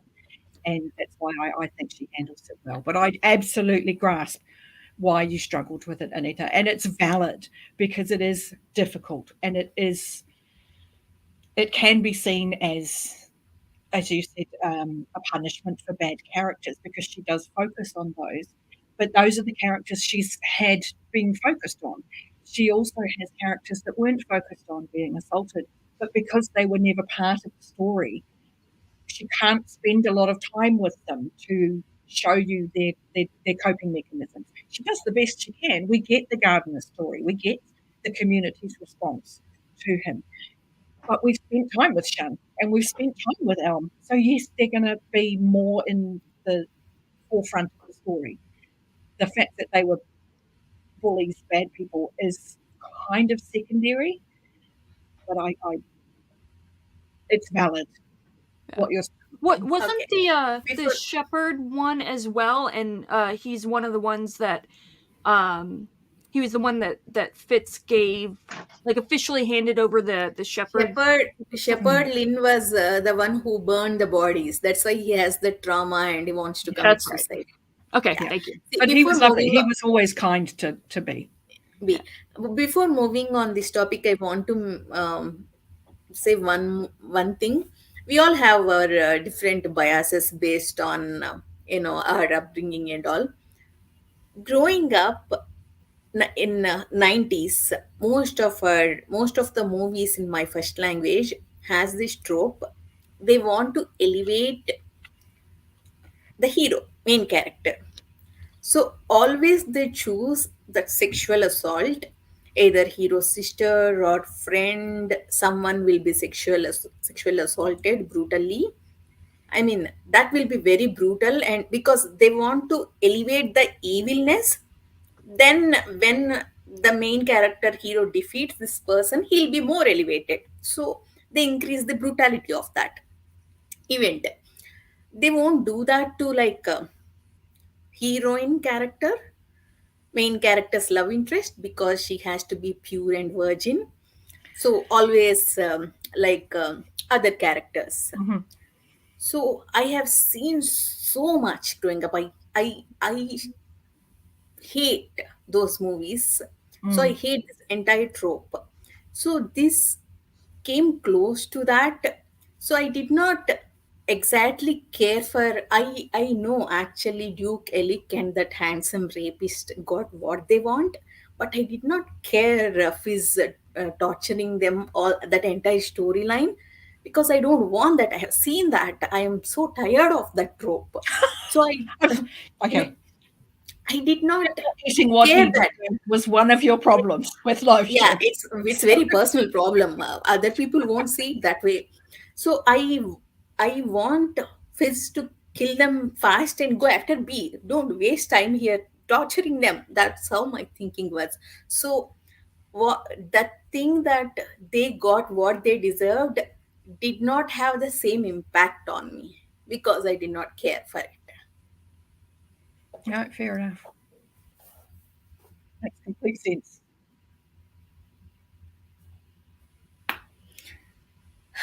Okay, let's move on.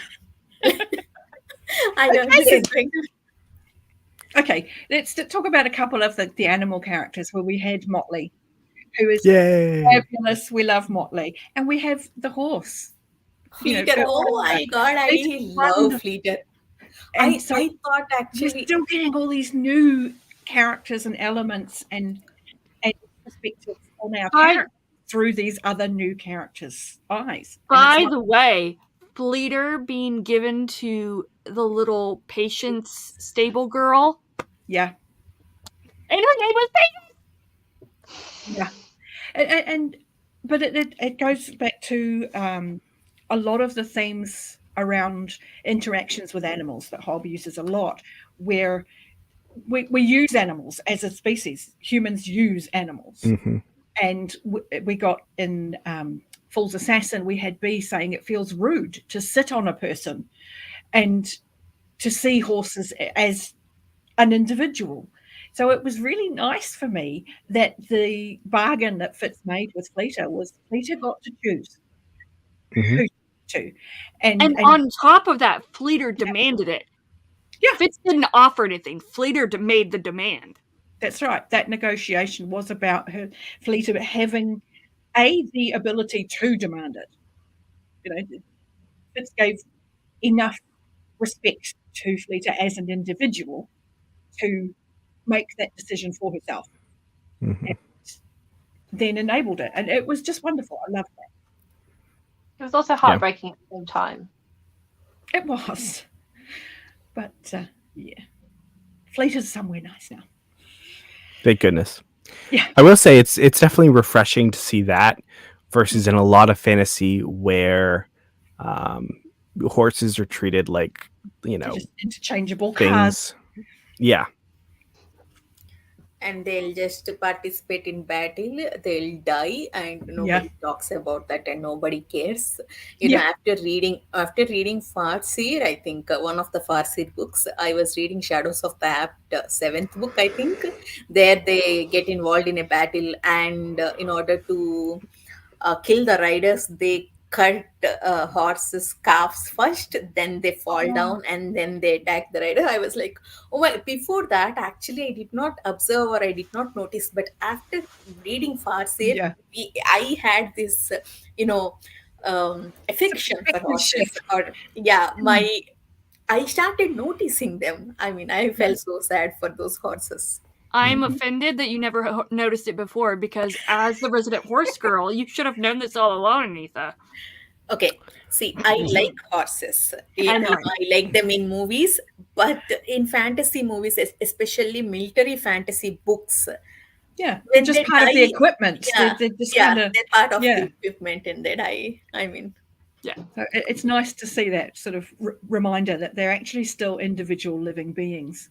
So that is nice. Mhm. They're not machines that you can just turn off and on. And Yeah. What? I thought if you like put the grain nose bag up to them, they just like stop for a second, and then like you can just take the nose bag away the next morning to get them going.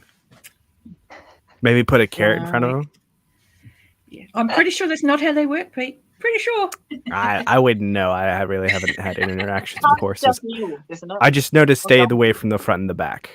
Yeah. Pretty much.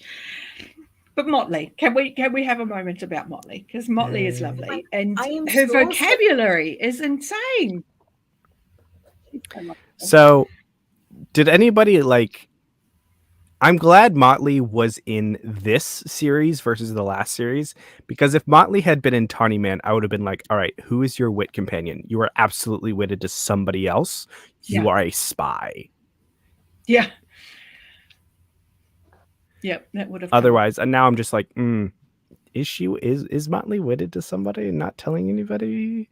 I'm kind of still like wondering that, but it's not. Oh my gosh, we're gonna die. On my first read, I was starting to think, who died and has taken up residence inside Motley? I was convinced. And then on a reread, I'm like, oh no, actually, they've known Motley since she was hatched. So I was like, oh, okay, that's clearly not a thing. But I was convinced on that first read that she had a human inside her. Well, all of you guys have read The Willful Princess and the Piebald Prince, right? Yeah. Anitha, you read it, right? Yes. So your original theory was the whatever his name is? Charger. Yeah. That Motley is the Piebald Prince? That was when I first read it. I didn't catch Really? notice that they'd known. But how long crows live? That was like 300 years back. I was But like, theoretically, but, see, that's it actually brings up fantasy. a really interesting question. Like, could somebody who bonded with an animal, could they theoretically hop to like their offspring or hop to another animal when said animal And we dies? did get The worst inheritance ever. By the way, you get great great great great grandma. Yeah. When I We did see it as a concept where they tried to put Lord Wine's sister into Dutiful's body. We see it as an idea, as a concept. So I didn't think I was too far-fetched on it. No. Thought that we'd known Motley since she was hatched. I was like, oh, okay. Well, that's that theory down the drain. But I mean, still could be. Could have been a Papa Crow just went over to Motley and be like, "All right, this is your burden. I'm about to die." So no, I thought she was wonderful. I did Wait, think she was. when was the reference to knowing them since they were hatchling? It was in Webb's very first conversation that she was hatched, and was hatched with the white feathers. I'd recommend it. I'm sure she's found. Yeah, that the shepherd had known her since she was a hatchling, basically. Yeah, but that's what he said. That's hearsay. You can't believe it. The internet. It's true. This is kind of my They thought. are Like, not. It's fantasy. It's a thing. It could be possible. It could be, but they're not in a court of law, and she did not swear an oath, That's so right. it's hearsay. Yeah. Or he did not swear an oath. But So on the theory of this whole, trust in Hobb, the story is always right there in your face. So I tend to believe what she puts on the page, unless it comes out of Shade's mouth. Because then you're like, but it's Shade. So Take it with a gallon of salt. Yeah, kind of. I want to make one point. Derri already talked about this. Eliania, I mean, Fizz always try to follow Shade. Actually, he does not. What do you say? Talk Private. back or go against his wishes. But Eliania, of course, she's the queen. But even then, she did not care. She did not give any rats. I can't believe I am. No F's given. She did not care what Shade thinks, what beautiful things. She went ahead and did it. Oh my God, I loved that moment. Oh yeah, and this is after we found out she let Kettle and Riddle get married, and she was their witness. Yeah, I was like, come, look at her and learn, Fizz. She's your own daughter, and you did not bother to support her for her marriage, and Eliania did that. Yeah, I mean, Fizz is always, of course, Shade raised him. He always has this like a throne. Has the first priority. We should not go against the throne. You should not go against the king. But he did not think about I should put my daughter first. I should not. I should put my daughter's future first. Nettle was like 35. He should have thought about Nettle's future. Yeah. I think there's probably like a quote from like Kettrikin or Chade from like Tawny Mana being like, Alania is going to be an interesting addition to the court that is funny in context. Very much so. And I think most people can be confident that Nettle will sort herself out. I don't think. And this is what we got. Yeah, we got that sense in Fool's Assassin that she and Riddle had their own thing happening, and I don't need your interference. Thank you very much. So living away from Buckkeep kind of takes bits out of that decision making, and that he was, kind of in the dark as to how real their relationship was, how fundamental it was to both of them. He really only figured that out after he uses Riddle's skill strength to take Fool back to Buckkeep, because it fits and he doesn't see the obvious. Whereas Eliania has been in Buckkeep and has watched this relationship. We get told in this book that they're like sisters. They're friends. They're very close. So she could do that for Nettle, and she did. And I love her for that. I just adore her for that. Two things with Nettle.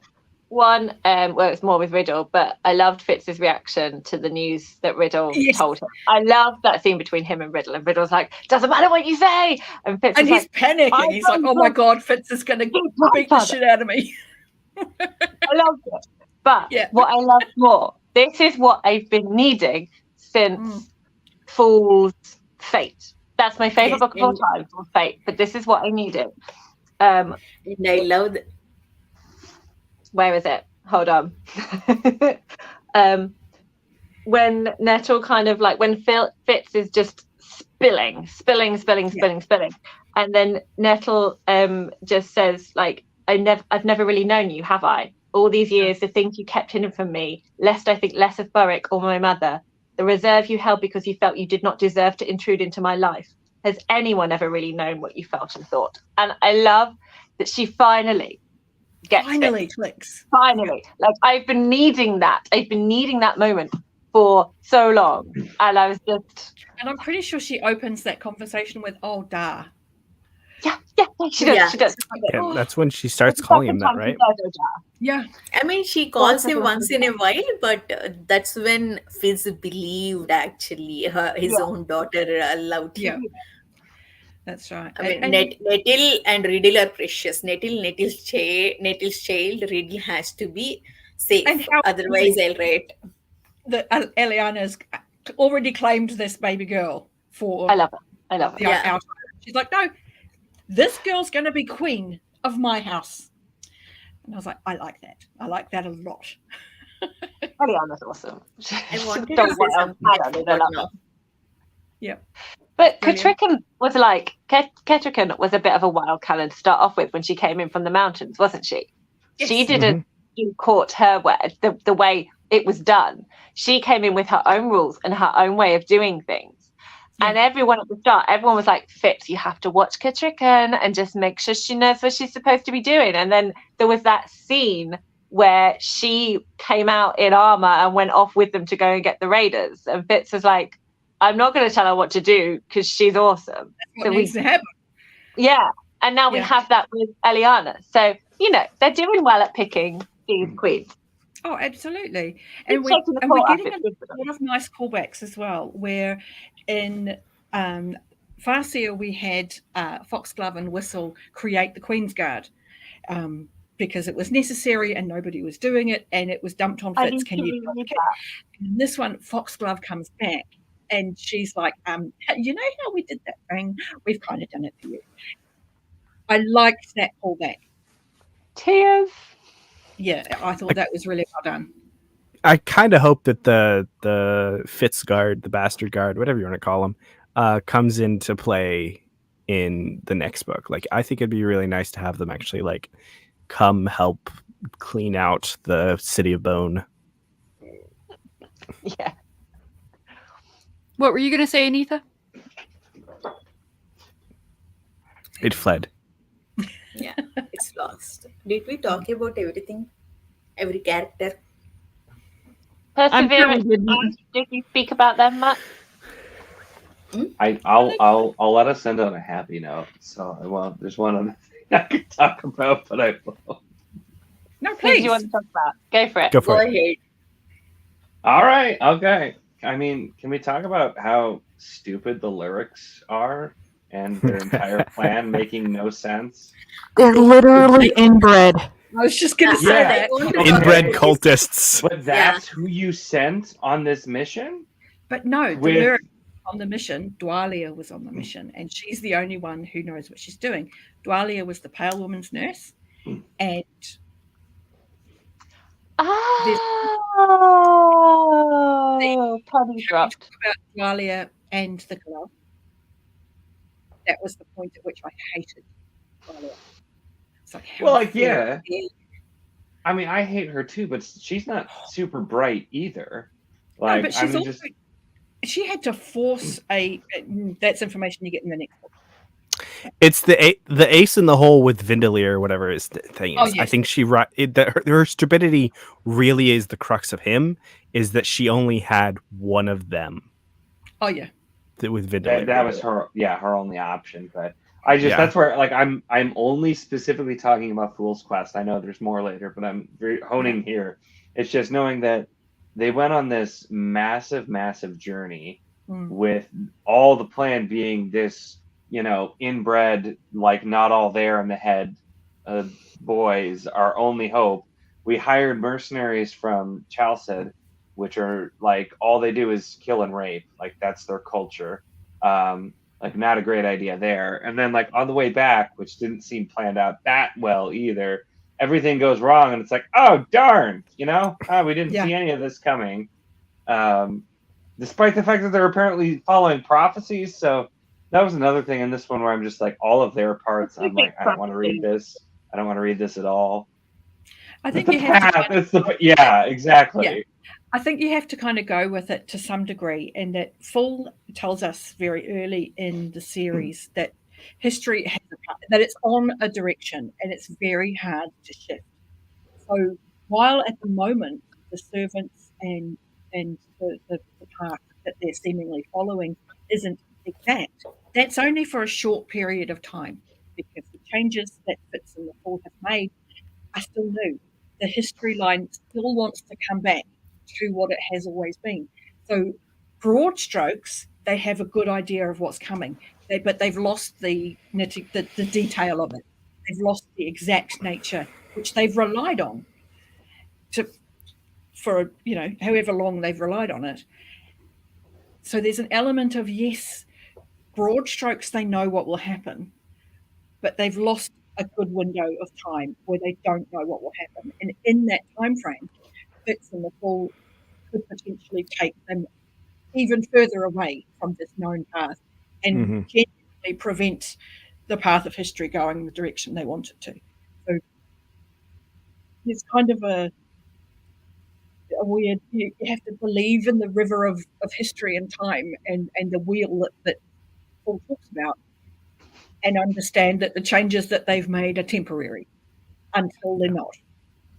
So it's a bit wibbly wobbly, but I'm prepared to go with it, and so I don't have the same issue.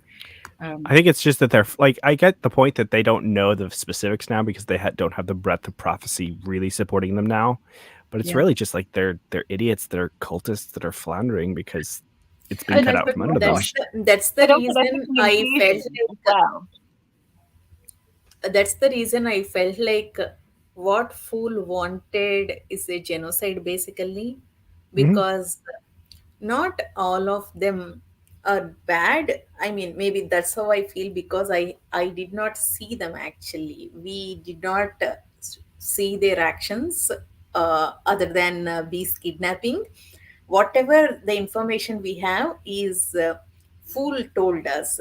What those lyrics actually, they were bred, they were gaslighted, they were told to believe in that way. I feel like they're also victims, and I don't completely support the killing of all of them for now.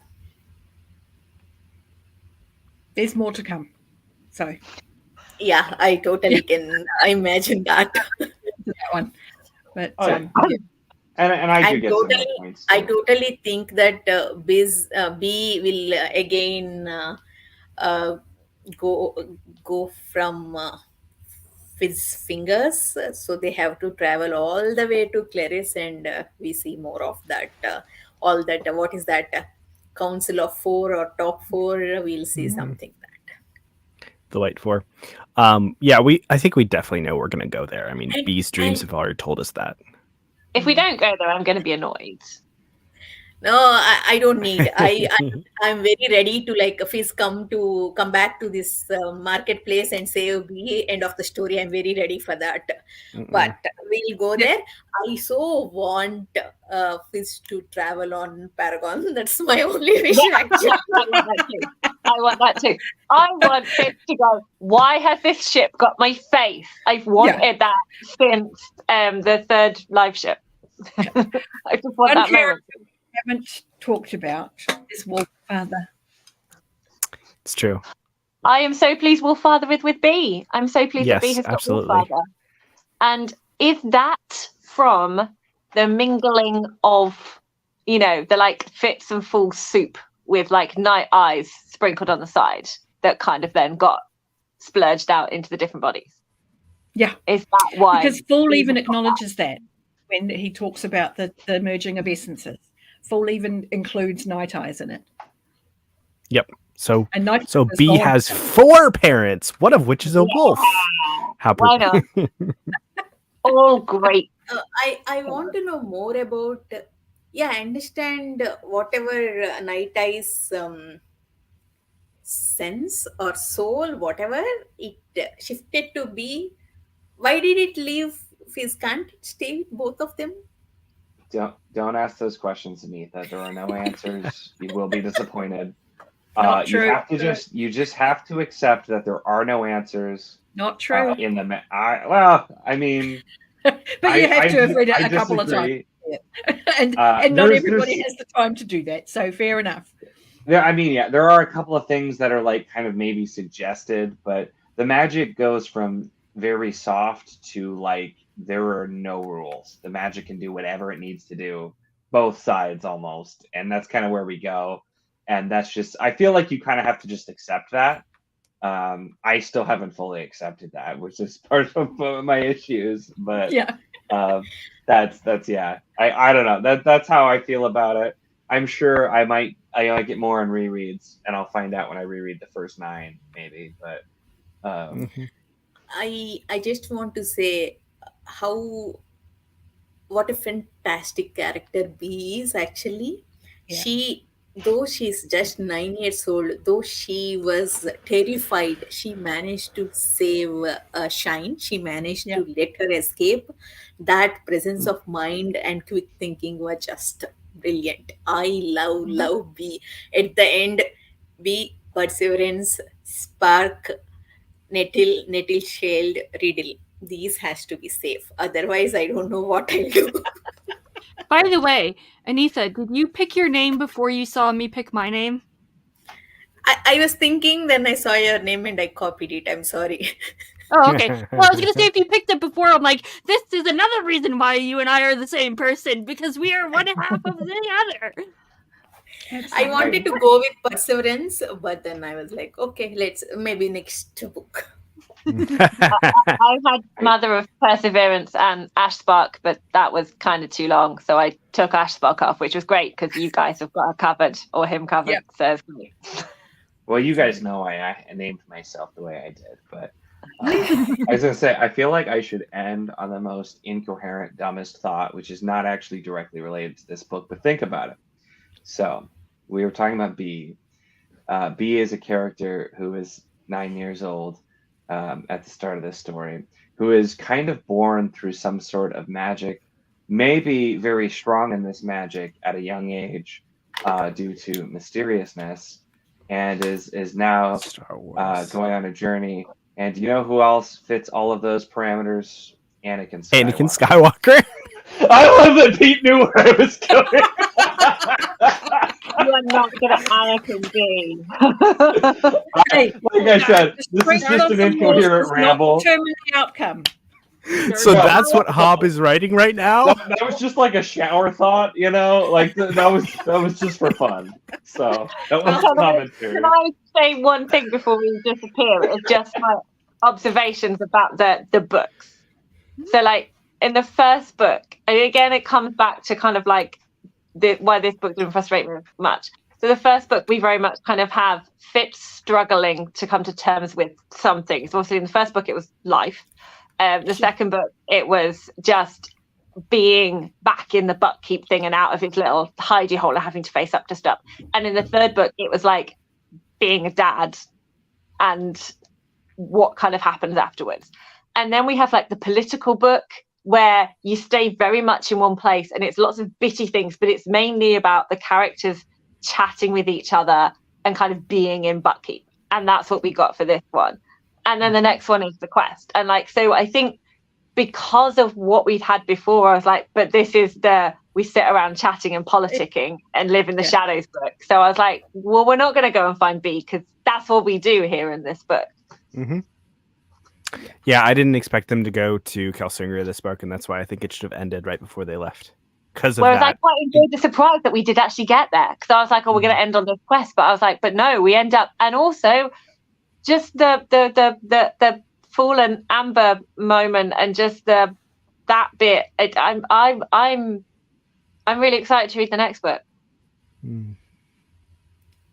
and just find out And what's I going to hope happen. you enjoy it. Anita, what do you think is going to happen in the next I book? do. Or what do you hope will Most happen? people do. I think we'll see more of Clarice and more of I don't know how, but I think dragons will get involved. I uh, I think we'll be surprised. I'll be surprised about the magic behind white prophets, and I am thinking or hoping. I don't know. Maybe I should not hope when it comes to Hobb. She'll always hurt me. But I'm thinking she'll throw a curveball and surprise us about the top four. I want her to surprise me, but not hurt me. Does that make sense? Why reading Anita, Hobb, it's a Anita? hot book. You're gonna get hurt. That's how it Mhm. works. That's kind of why You we know, do it. while reading this book, I thought, do I need that book? A newly announced book? No, please don't write book. I don't want to, cry. Let Mhm. be happy. I mean, give a good ending to be. I'll be happy. Please don't give me another book. I definitely think. Sorry. Go ahead. No, you go ahead. I'm being dramatic. Go ahead. I was just going to say, like, I was expecting at the end, I totally thought B was going to come out in the throne room at Chalford out of the pillars there. Because in Blood of Dragon, that was mentioned that they had the skill pillars there. And because we'd had the Chalford mercenaries and there seemed to be a connection between the whites working with them, I was totally expecting us to go there and then jump from somewhere else. So I was quite surprised when I was like, oh, we're in a forest. Hold on. Wait, this is not what I was thinking. Anyway. Makes a lot of sense. I think I'm more interested in what Hobb is writing right now. I think at the end of Assassin's Fate, there will be exactly 2 white servants left, a master and an apprentice. And next, Always in twos, they are. always in 2s, it will become an evolution of those servant order. And in the thing we'll have, we'll see a mysterious advisor ascend to be Dutiful's advisor, who has some very odd coloring. And by the end of the next trilogy, Dutiful will be killed, and this advisor will ascend to the So who's going to be the Alaskan Padme Republic. Amidala of Realm of the Elderlings? Who do you think? That's an excellent question. I can't say Perseverance because he's already got a Boothang. Fron is Padme Amidala. Whose Perseverance is Boothane? Spark and Ash. Ash Spark. No, I did not see any romantic things. They're You didn't tiny, see but Spark looking longingly at Perseverance? There was a very particular moment. When they're old enough. I cannot decide if Perseverant likes B or Spark. Actually, he likes B, but Spark likes Perseverance. There is going to be doesn't know love anything triangle, yet. which I'll not like. Perseverance doesn't know anything yet. He's clueless. Come on. But Fron is Padme Amidala, 100%. As long as Fron gets to do something more, as long as the films go on, and he's not wasted. Oh, it's true, of course. He can't die from pregnancy, so we're good. No. Well, sadness. I don't know. Dragon bodies can work differently. Who knows? Pregnant people can't go through skill pillars. That was repeated. No, they come again out and again. unpregnant. That was repeated again and again. I was so worried for Nettle, but Nettle was safe in the castle. I am not sure what will happen to whom actually. Is that why? Never mind. Is that why what? Just ask. No. Okay. Just ask me in chat, and I'll sit and I'll just be silent. I'll put you on red. No. I'll ask you only if you will give me answer. If you're going to be silent, why will I ask you? What if it's I don't know? I don't know it is an answer. That's a very unspecific requirement in Anita. Anita, I'll answer the question if I remember the answer, but I may or may not. The wrath of me descend on you. So, is there anything in the chat that people? Do we have any chat left? I don't know that people wanted answers for what we're discussing. I can't see the chat because my phone. I'm on my phone and I'm just squinting at this tiny screen. Emily agrees with me. Per and B. So it because of Spark and Ash, is it a love triangle or a love rhombus? I mean, you could You don't- ask you the don't get a lot question, of the love same bombs. question about. No, Bee and Perseverance are like brother sister kind of like thing. It's not in a lantern shine way. They No, are a it's- good parallel with Fitz and Molly in Fool. I'll just put it that way. So it's like a love parallelogram. Oh, so wait. So does that mean there's Night Eyes too? So If we're doing Spark that, both the can we Fool just and go Night Eyes? triangle rather than corner? If we're going down that road, give me a full triangle. I don't want corners.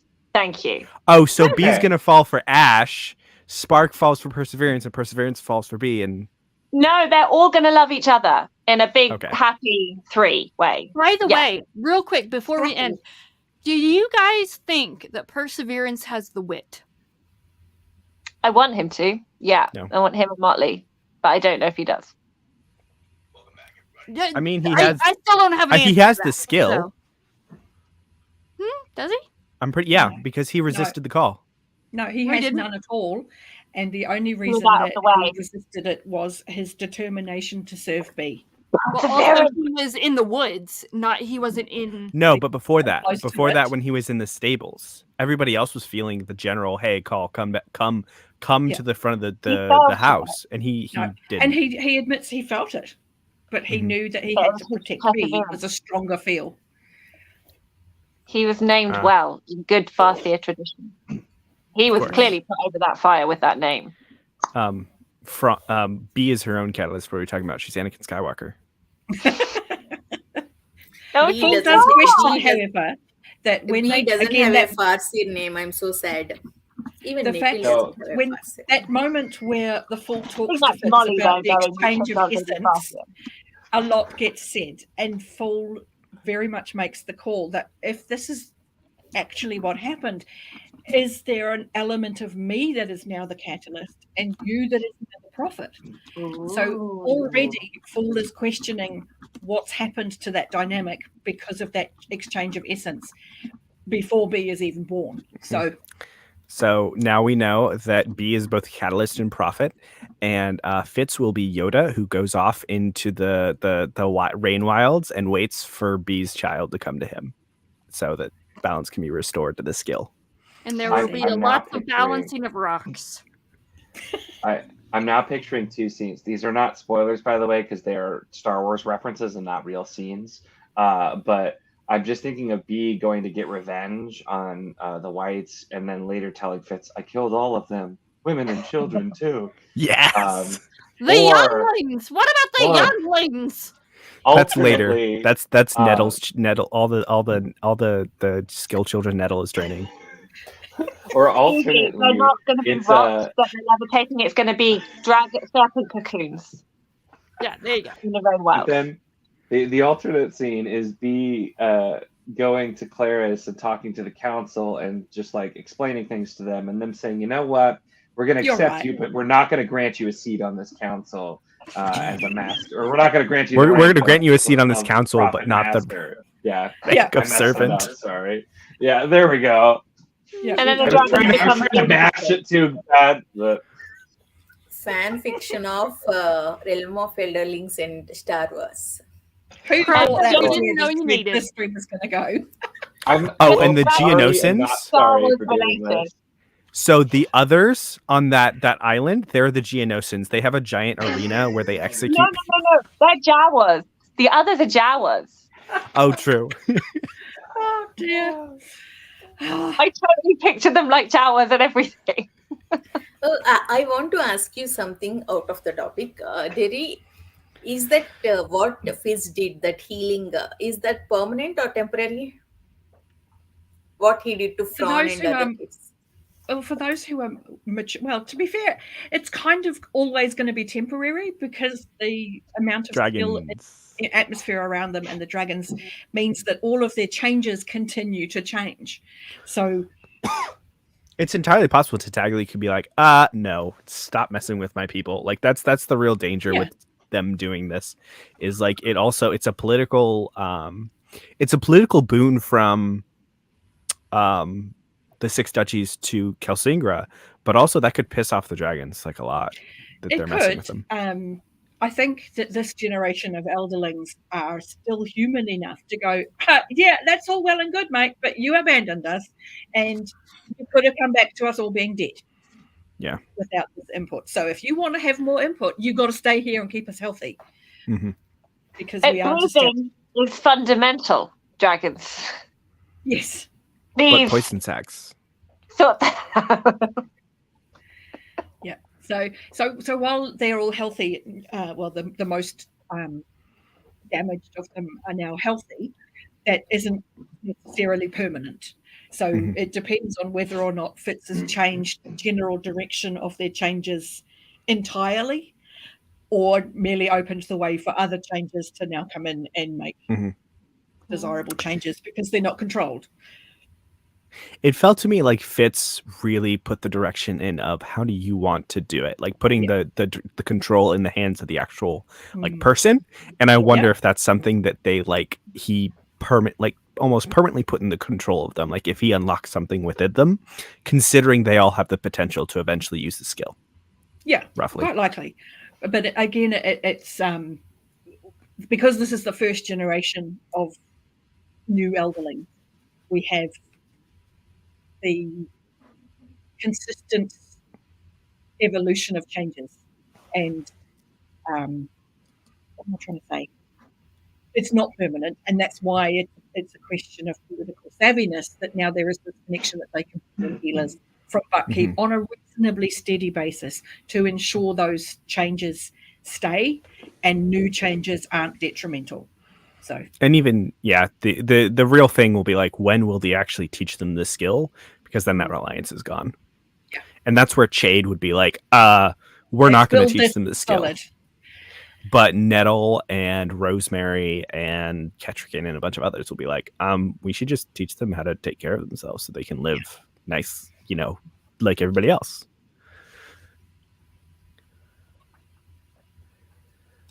Yeah, fair enough.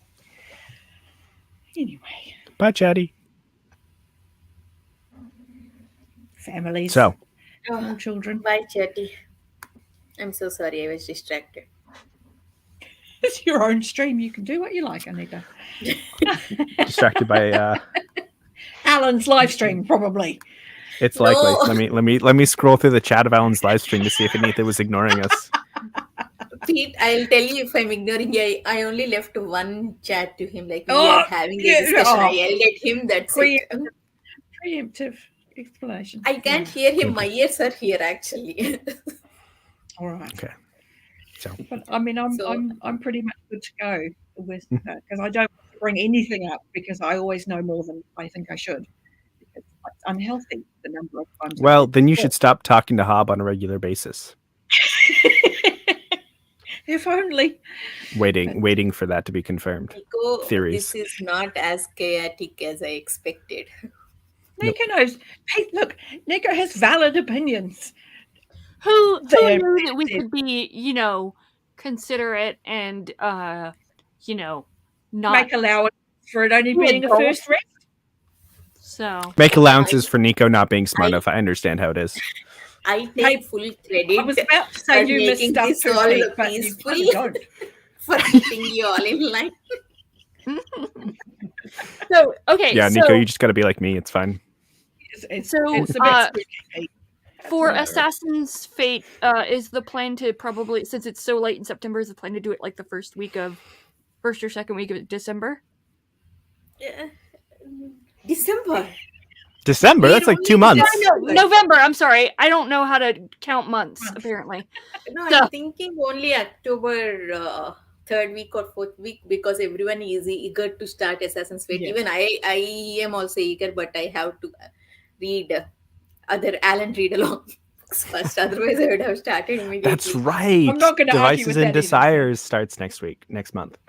Well, he's got to finish which is next week. First. So dang, why did September go that fast? October 3rd week or 4th week. If there are any changes, I'll update you next. Just remind me. Fabulous.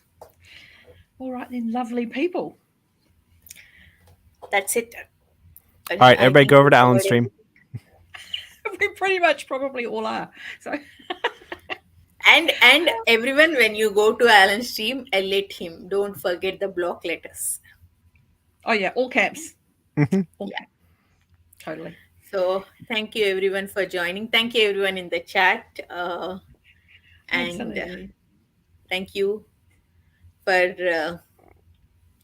following And my thank you for rules on coming, being Nico. polite. Yes. Not knowing what you were going to run into. So thank you. I was gonna say it's like I knew we'd get some back and forth for sure, which that's part of the fun. So Yeah. I think we have things we agree on, and very much things we disagree on, but we agree on some too. So Bye everyone. Let me in the stream. Bye.